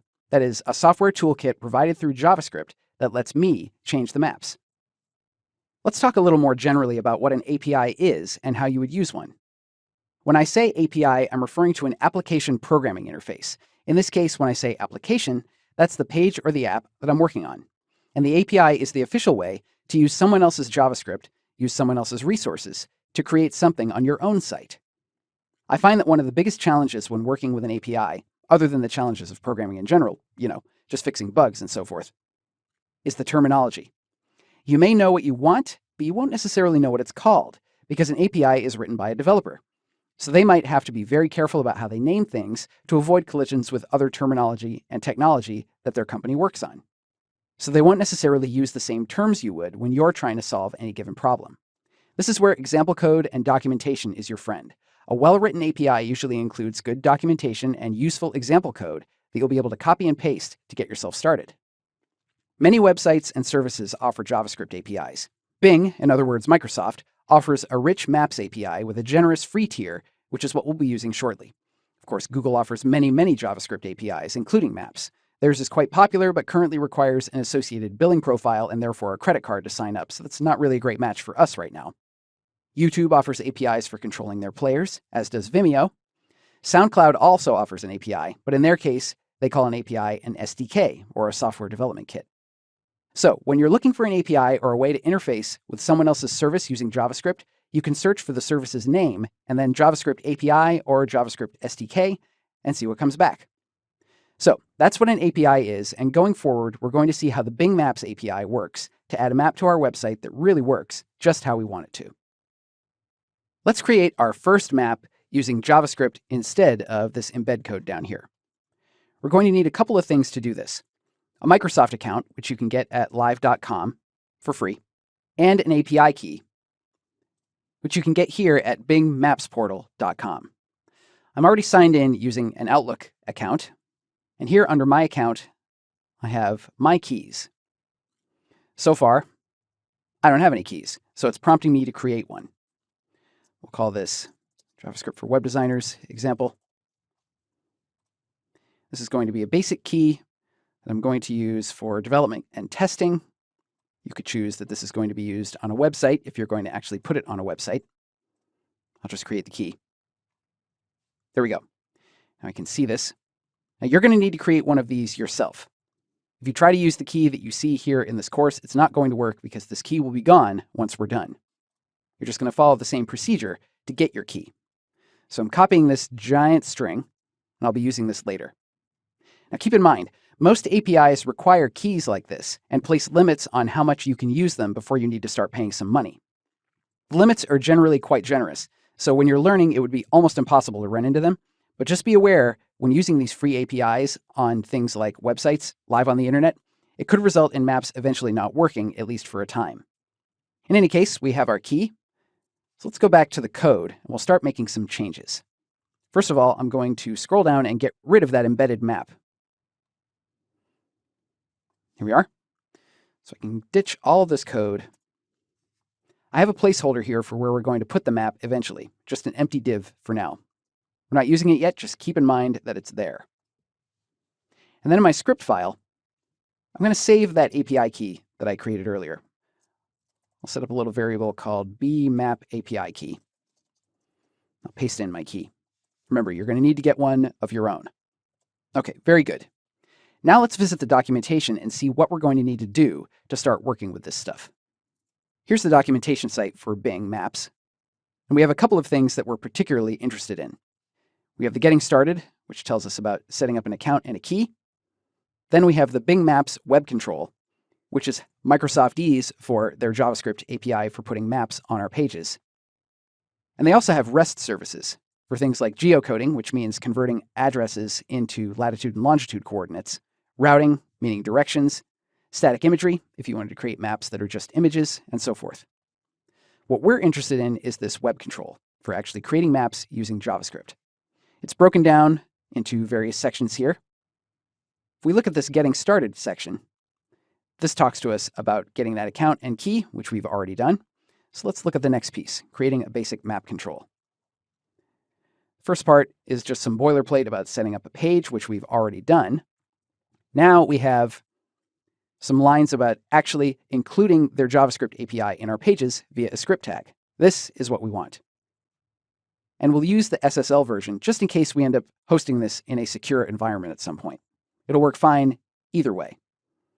So I'm going to copy that script tag and bring it over to my HTML. We'll scroll all the way down to our script tags. Here we go. Here's my custom script. So I want to load that API first.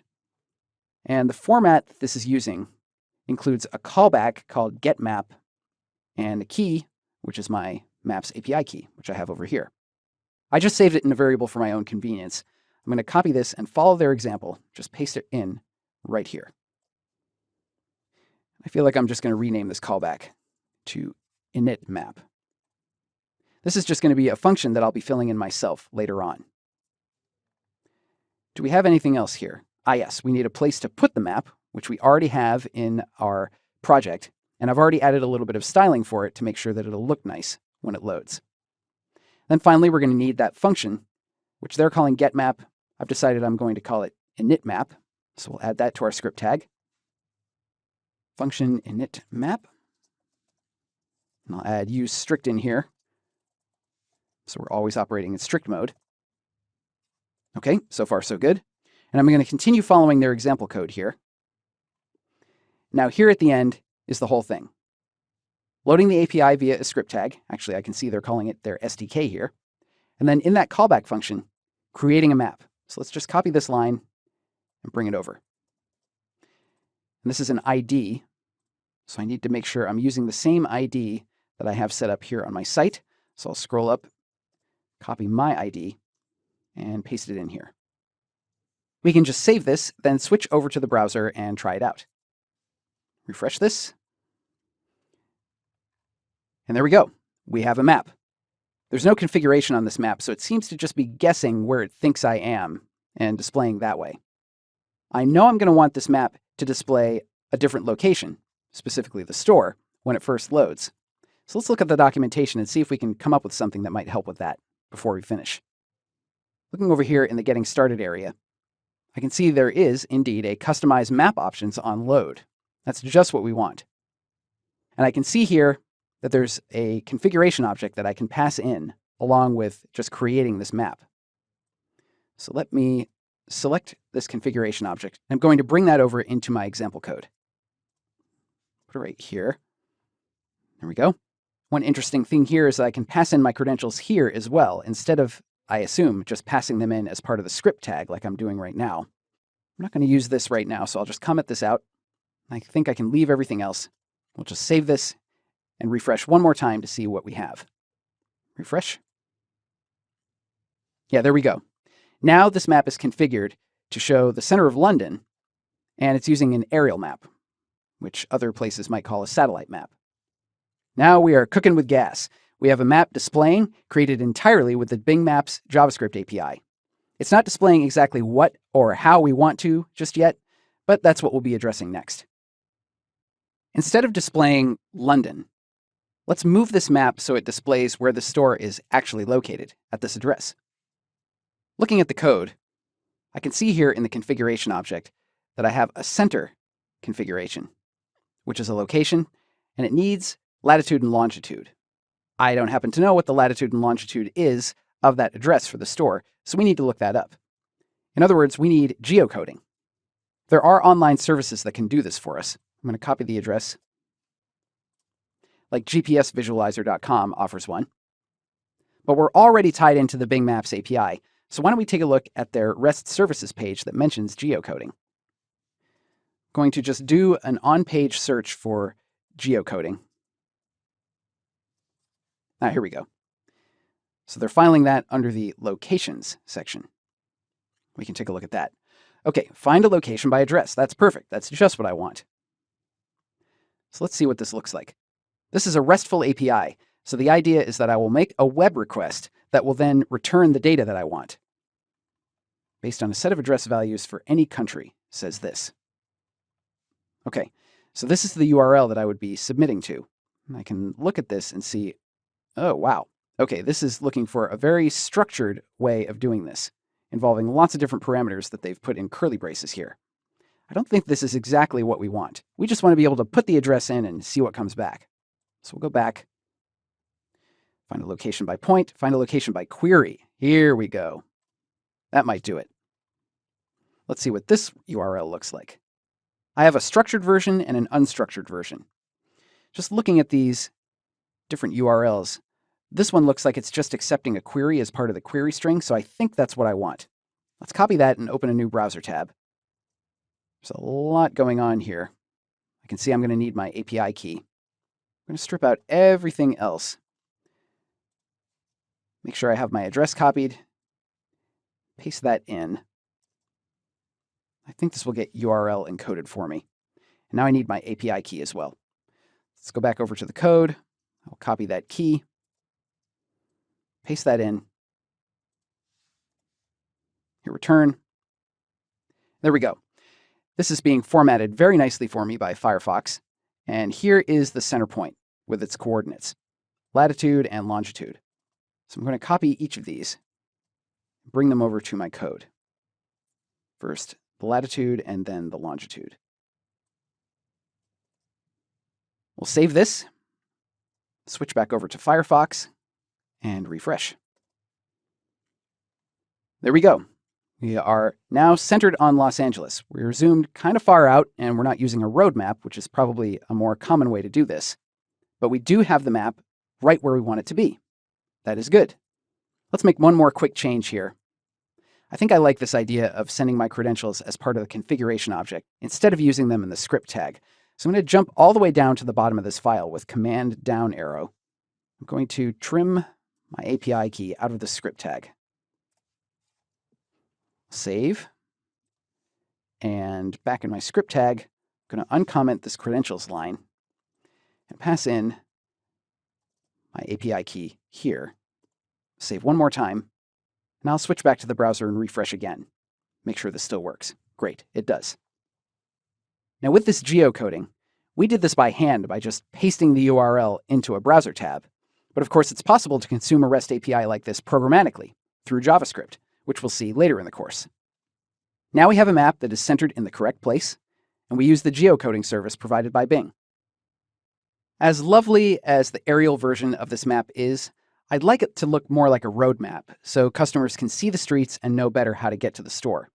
I'd also like to adjust the zoom level of this map so we're a little closer to the actual location, and make a couple other refinements. To do this, we're going to continue with the sort of study skills portion of coping with APIs, reading the documentation together, but also use the API to help us figure out what the zoom level should be.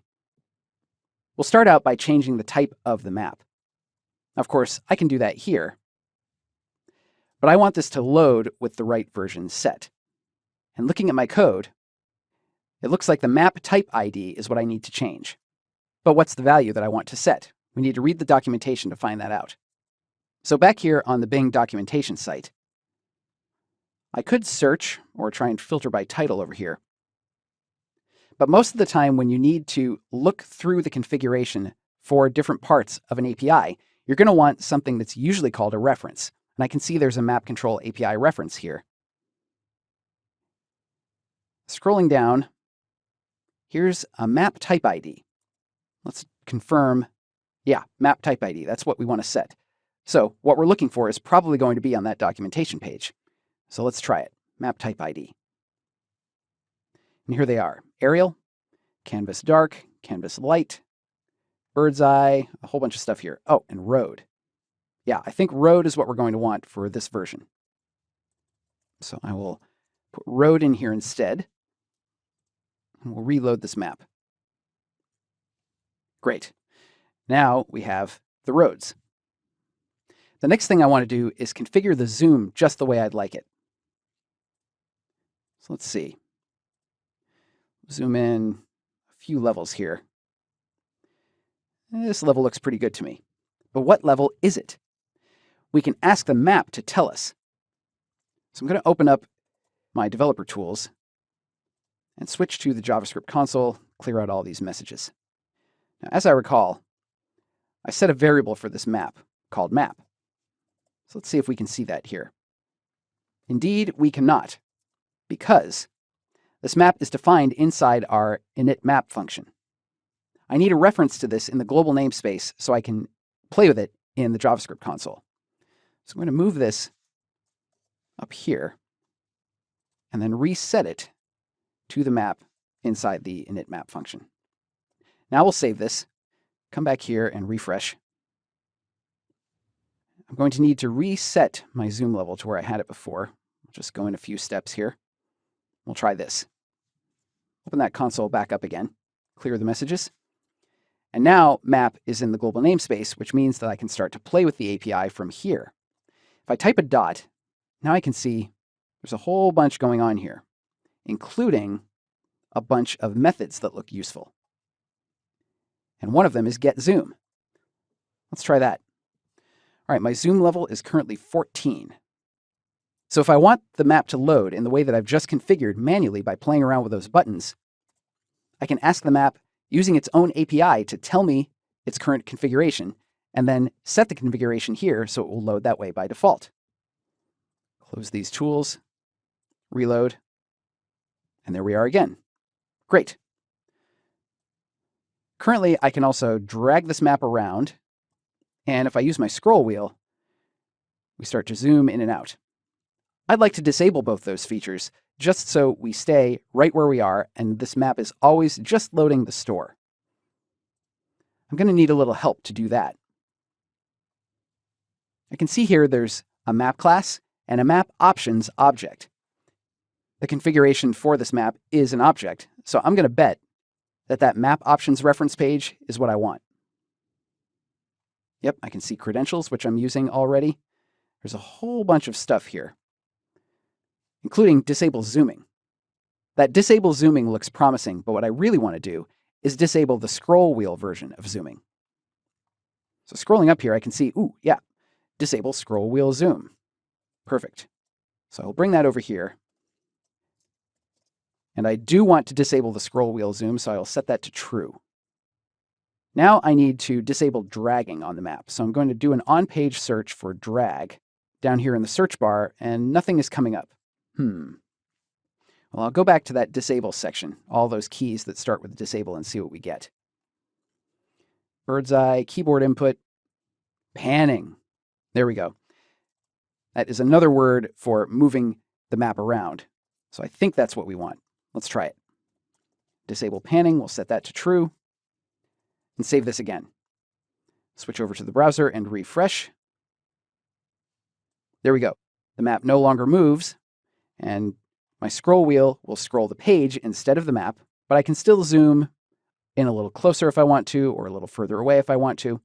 So I'm still maintaining some usability of this map and the ability of my customers to figure out where, in context, my store is. So we've got this map pretty well dialed in. We can't actually see the store on here, so we're going to deal with that next. While the map is centered on our store, it would still be nice to have a visual indicator right on that map showing the store. Let's figure out how to do that with Bing's tools.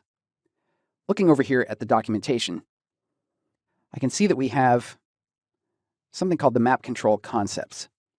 This sounds a lot like terminology, which I think is what we need now. We need to know what Bing calls those little indicators on the map.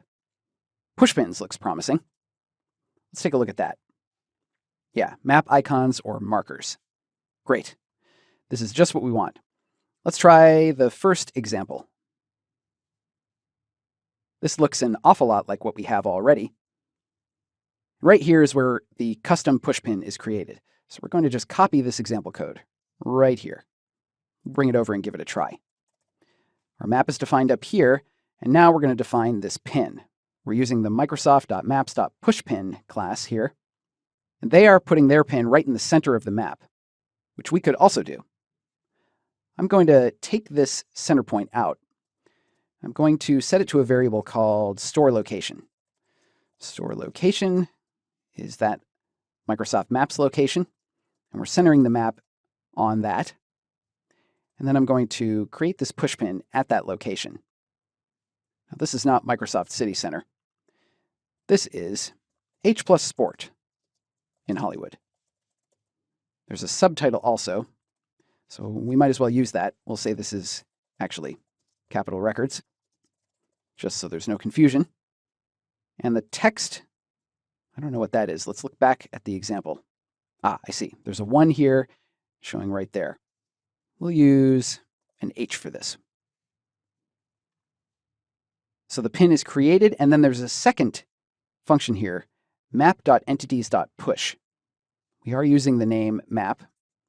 We'll double check that this is the same thing in their example code, and it is. So this is just the way that they refer to adding a pushpin to the map. We can do that. Let's save this script and go back and refresh. Okay, that looks pretty good. I wonder what this would look like maybe without that text in there. Let's try that. Maybe we can take this text out of here, save, and try it again. Okay, it's just a dot now. I think that looks better. So now using this pushpin function, we have a very nice indicator on the map showing our customers exactly where the store is. We can enhance this a little more coming up next. If there's one thing that I've learned in my years as a web designer, developer, and human being, I suppose, it's that people aren't always good at reading the details. Now that we've added this map to the page, I could expect people to miss this address that appears right above it. Let's add the address to the map so when someone clicks on this little pushpin, the address appears. so we can stand a better chance of our customers actually seeing it. We're going to need to look at the documentation again to see how to do that.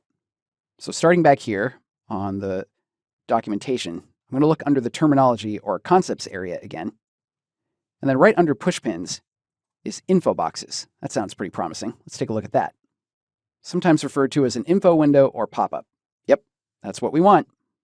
This is often used to display information linked to a location after clicking on a pushpin. Perfect. So we have a basic info box and various other versions, but I can see here info box when pushpin is clicked. Great. Okay, there's a little bit more code here, but let's read through this. First, there's an info box that's defined and set to be not visible. It's added to the map, and then they're generating some random locations here, setting some metadata that goes with the pushpin, and then there's a click handler added to the pushpin, which is down here. Okay, so we just need a few pieces here. I'm just going to copy the example code, just like we've been doing. I'll start by copying this bit that defines the info box. Switching back to my code,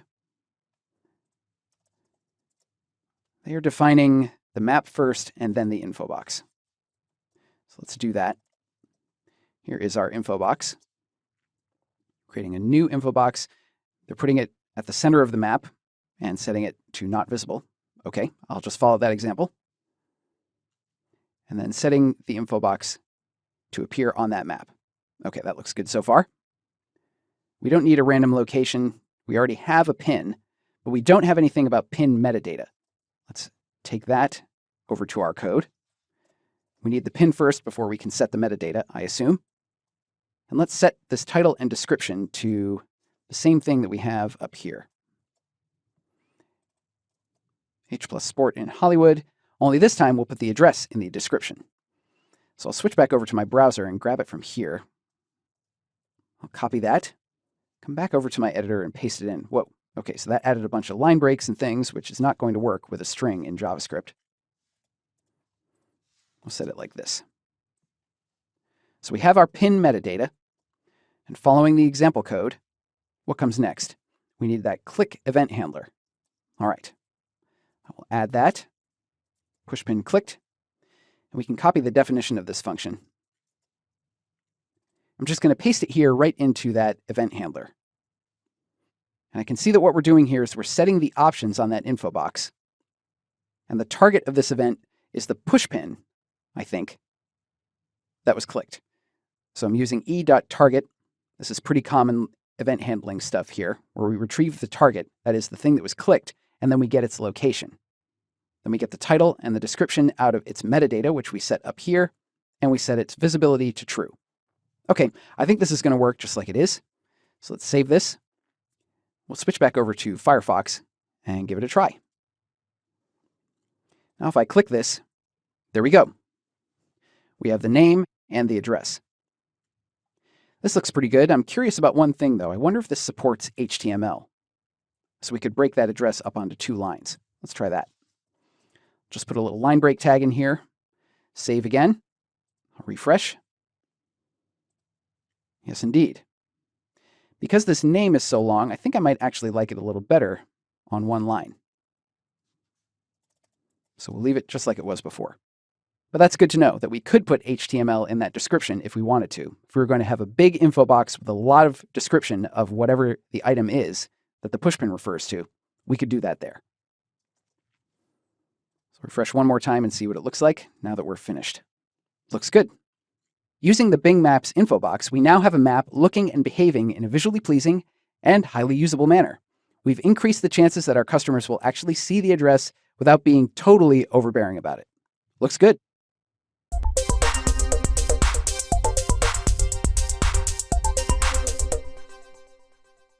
H+Sport is growing. They have a new location. Right here. For this challenge, we're going to update the map to include that new location. So we're calling this challenge New Location. The address for the new location is 1000 Vin Scully Avenue, Los Angeles, California, 90012. This is really Dodger Stadium. You can use the location's geocoder service from the Bing Maps API to get the coordinates. We're We're going to need to add a pushpin for this location and maybe an info window. I'm going to leave that to you to decide if you need to add a new one or not. The click event handler we can definitely reuse. I'll give you that hint. We also need to recenter and zoom the map to make sure that both locations are easily visible. You can use your JavaScript console to get the values you need for where the new center point will be and what that new zoom level should be. This challenge should take about 5 or 10 minutes to complete. Good luck!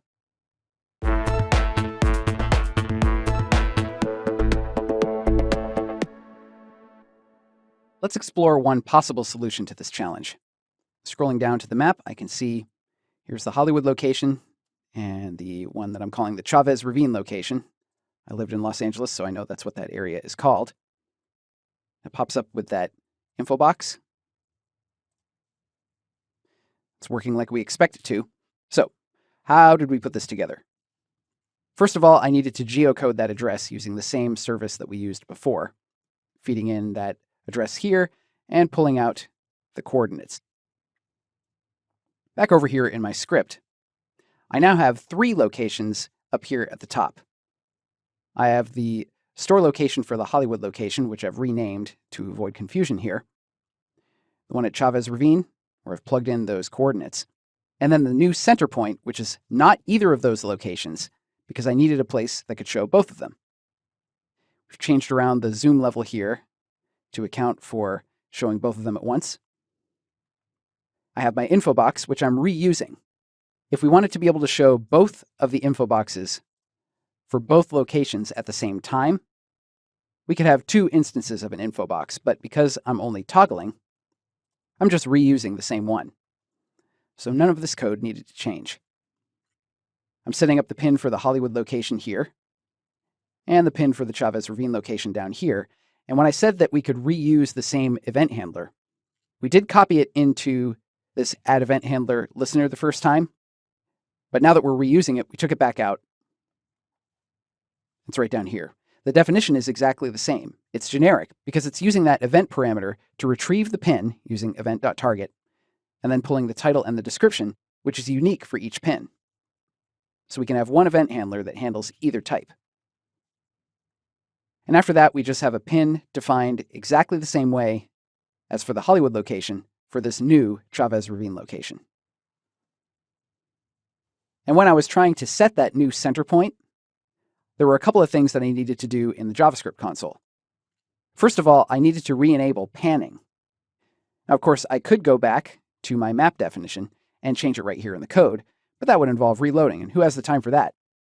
So instead, I looked over in the map documentation. And just like there are all those getters for different things like getting the zoom and the map type and all that, there are also some setters here, like set options.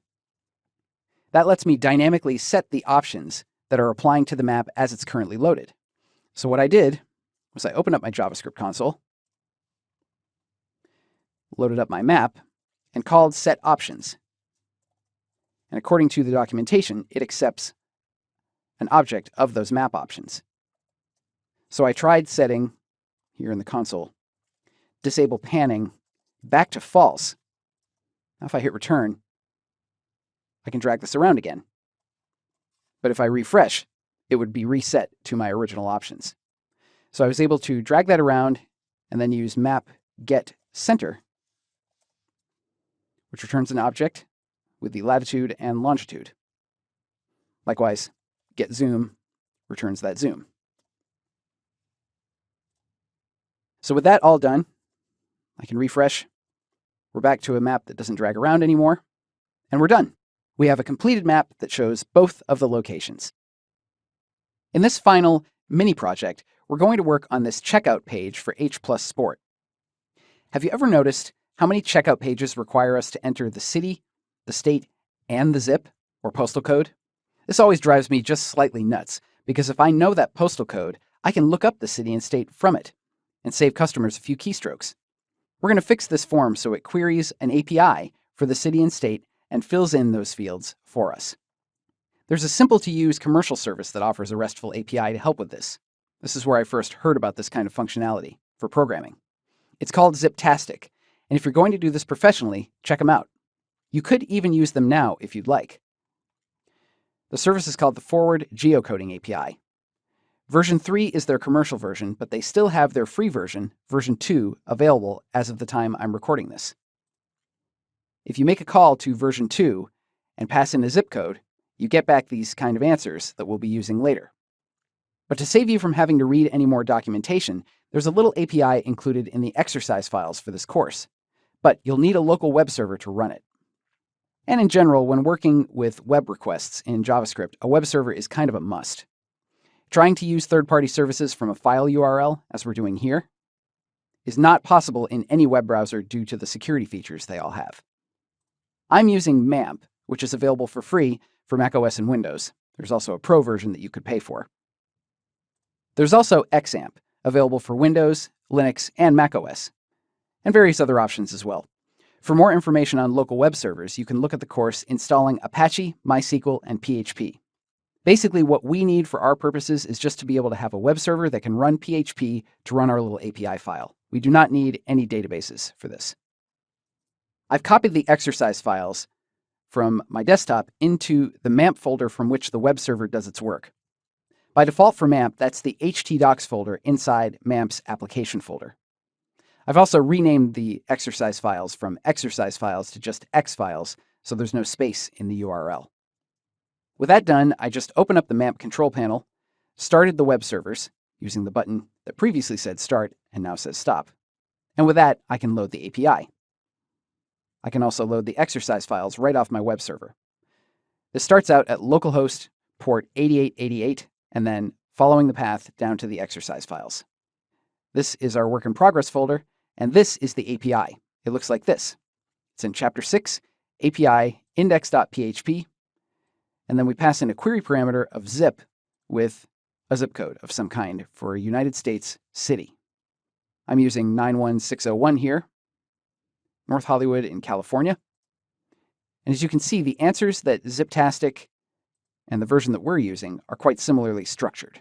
So we could use either one for these examples. MAMP uses this funky 8888 port, which your web server might not use. And certainly it's not used on the internet. So we'll change this in the MAMP preferences just to try and keep everybody synced up. Over here in MAMP, I'm going to open its preferences. And here in the Ports tab, I'm going to change this to the default ports. MAMP even provides a button for this. 80 and 80 for its web servers, and MySQL if we cared about the database. For now, we do not. Now MAMP is going to reload itself. You might have to enter your administrative password to make this work. There we go. It loads up its start page, and there's no port here. So I'll close this, switch back over to my browser, and I'm going to peel off the port. Just confirm that this still works, and it does. Same with the exercise files over here. So with that port reconfigured, we're ready. Our setup is done. We've seen the API that we'll be working with, and we're ready to start solving this problem. To get started in our keystroke and pain reduction project here, let's think of what we want to do. We want people to only need to enter the zip code, not the city or state. And then when they're finished, query the API for the city and state and fill in those fields. So first, let's hide the fields that we don't want people to fill in as long as JavaScript is available and we can do this at all. Remember progressive enhancement. If this were a real page, we'd want people to be able to fill in all their information and submit it with their order, even if there's no JavaScript. So I have CSS that will hide these fields, and a few others to keep things simple, if we add a class to the body. This is a pretty common pattern in progressive enhancement. Only start to take things away when JavaScript is known to be available and working, using classes to trigger those changes. I'm going to open up the developer tools and go to the console here. So the plan here is to add a class to the body. So I can use document.querySelector to retrieve the body tag. And I can see there's a lot of classes on here. So if I want to update the class, I could use class name. And that's going to give me back a whole string of these. If I just set this to the class I want, which is just JS, that's going to blow away all these other ones. That's not what I want. So instead of using class name, I'm going to use a slightly newer version of how to manipulate classes called class list. This is an element that has a couple of methods on it. add and remove. I want to add the JS class. And so when I do this, a whole bunch of the fields disappear to reduce distraction. I've removed some extra fields just to avoid distraction for our purposes in this project. You wouldn't necessarily want to do this except for the city and state field in a real situation. We're also going to want to trigger our postal code lookup when someone is done entering their postal code here. We could listen to the input, key up, or key down events that all relate to typing in text fields, but that would mean we're firing an event more often than we need to. When the user is done entering their postal code, they're going to move on to other fields, and that field won't be focused anymore. In terms of the DOM API, that is called a blur event, so we'll use that instead. All right, let's go to the editor and write some code. I'll copy this before we go. Close the developer tools. Now here we are in Visual Studio Code. Remember that we're using the copy of the files that's being served by that web server, not on my desktop. So the first thing that we're going to do, I have a few lines in here to just help us avoid a little bit of typing, just some selectors to get the zip code field, city, and state. First thing that we'll do up at the top here is paste in the addition of that class to the body field. And then the next thing we said we were going to do is add a blur event to that zip code field. So this is called zip field here. So we'll add an event listener to that. And this is called blur. And this is going to be a function. You can leave these anonymous or you can name them. I'm going to call this query postal code. And we're going to need to retrieve the value of the zip code field. So that'll be zipfield.value. And we should sanitize this. So let's set a variable, call it zip code. And we'll run this through parseInt because the zip code that we're looking for is just the 5-digit version of it. So we can sanitize it down to an integer, passing in the radix of 10 to parseInt, the same way we've seen before. And if the zip code is less than or equal to 0, that obviously wouldn't be right. Or if the zip code is greater than 5-digit number that's all 9s, we'll return. I'll put a placeholder in here for actually making the query. Once that query is made, which we'll be handling later, we know we're going to want to reset the city and state fields so they're visible, with their values magically filled in. The CSS that we have targets some container of these fields, not the actual fields themselves. So let's figure out how to address those and make them appear again. I'm going to save this file and go back out to the browser, open up those developer tools again, and we'll get the web inspector. Going to inspect this postal code field. Here are the hidden fields. How far down do we have to go to get to the text fields inside? There we go. So in my code, I'm selecting the city field and the state field, which are these billing city and billing state input fields inside. So we have to go up 1, 2 levels to get to the element that is actually being hidden. So let's experiment in the console here. So here in the console, we're going to play with that city field. I'll just copy the selector, switch back to the browser, and paste this in. Now we have that field to play with. So if we were to just set the style of the city field directly, using the style property and then the display property inside that style property, and setting that instead of none, which hides it, to block, that does not do anything right now. We need to go up to that parent. That was 2 levels up, 1, 2 levels up. We can get to that by traversing up to the parent node and one more parent node. This is a part of the DOM API that will do traversal through the tree, through the outline. So we go up to the parent and then its parent and set its style to block. And now we have that city field back. Okay, so let's copy that and bring it back in here. We're going to need this for both the city and the state. I'll save this and we'll switch back to the browser and check the behavior that we have so far. I have a zip code field, and then when I use the tab key to unfocus that, the town and the state appear. Now, of course, we're only going to want to do this after we make our request and have data to put in those fields. But this is a good start. We've scaffolded out our structure, added the enhancements we need for display and the event handling that we want, and we're ready to make the actual query and use it. We'll do that next.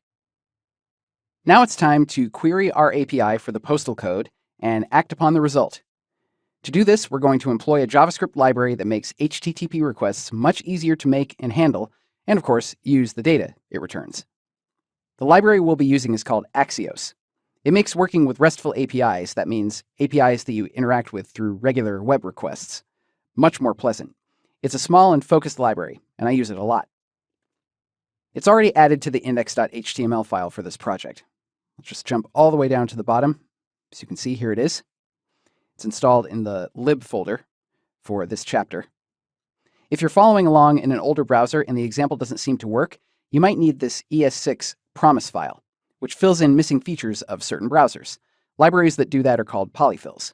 You can just uncomment this to use it. Let's take a look at the documentation for Axios to see how we're going to make that request to the API. What we're going to be doing is an HTTP GET. That's what it's like when you just make a regular request in a URL, like this one. And they have some example code here. So it's axios.get, and then the URL that you want to query. And here we have then, catch, and finally. Requests like this can take time, so you don't want to lock up your pages waiting for them. To keep the page responsive, we want to make a request like this asynchronously. If you've heard of AJAX before, the first A stands for asynchronous. We handle the data as soon as it's available, or an error happens, but let the page keep working in the meantime. This pattern that Axios is following here is the JavaScript promise API to handle asynchronous requests, which means that we can chain on these methods like then and catch to handle the initial request and any errors that come up. It's nicely readable and it performs well. So let's copy all of this. We'll bring it over to our script file. Here where I'm supposed to be making the query, I'll paste this in. Now, of course, we want to be querying our API. It's actually on the same server, so I can address it as /API, and then pass in that zip code, which is up here. And here we have the then method, which is going to fire when that request is successful. So we're going to log out that response. Might as well just let it do that. And we'll see what happens. We also have an error handler down here that I hope we just won't need. Okay, we'll save that, switch back to the browser, and try it. I'll fill in another zip code here. Let's try 10023. And I'll open up my console to see what I got back. So I have a configuration object here. My zip is kind of strangely formatted, so I'll bet this didn't work. Yep, postal code invalid. Let's double check how we phrased this. Yep, that should be zip equals that zip code. So we'll save that, refresh. My zip code is still filled in, so I'll just let that blur event fire. There we go. Now we have some data to work with. So inside this response object that comes back from Axios, it has a data property, which is the actual returned data. So I'm going to use this to pull out the city and the state. So the state that we want is the abbreviation, I believe. Let's inspect this element just to make sure. Look at these states, and yep, here all the values are those abbreviations. So we'll use abbreviation for the state, and for the city, the key is probably just called city. Let's look again. Here in the console, yes, city. So we're going to have those values, and once we have successfully gotten those values, we'll want to show these fields and also set the values of those fields to the city and the state. So we'll say the city field value should be this city, and the state field should be that returned state. We'll save this and come on back. Refresh one more time. And there we go. It's working. We'll try a different zip code, 91601, North Hollywood, California. We've done it. We now allow our users to simply enter their postal code instead of having to type in all 3 of those fields. It's a small detail, but every few keystrokes you can save your users or customers are, in aggregate, much appreciated. We've covered a lot here, but of course there's always more to learn. Personally, I find that exciting, and I'm always looking forward to what I'll learn next. Here are some possible next steps beyond this course. First up, a few courses about JavaScript and other tools. There's my own Learning the JavaScript Language, which is intended to help you become conversant in JavaScript in a way that's kind of application agnostic, just going through what you'll need to know when you're working with JavaScript on an everyday basis. JavaScript Essential Training will take you through just about everything you need to know, both in terms of some of the syntax and actual usage. It's a long course, but will take you a long way. Learning JavaScript Debugging is a course of mine that takes you through using the stepwise debugger built into all browsers' web developer tools. With that, you can stop code while it's executing and really dig in to find out why something isn't working, or why it's working how it does. If you write very much JavaScript, it's a very, very helpful skill to learn. Workflow tools for web development will take you through some of the same tools we used in this course, like the browser developer tools and text editors, as well as many other useful goodies that can help you as a web designer or developer. Here are a few other courses with JavaScript frameworks and other technology that are good friends with JavaScript. CSS Essential Training will help take you further in your CSS knowledge. CSS is quite powerful and can be quite complex, but it's so important to our work as web designers. Interactive animations with CSS and JavaScript will show you how to combine those technologies, as well as SVG graphics, to make smooth, beautiful, and performant animations on the web.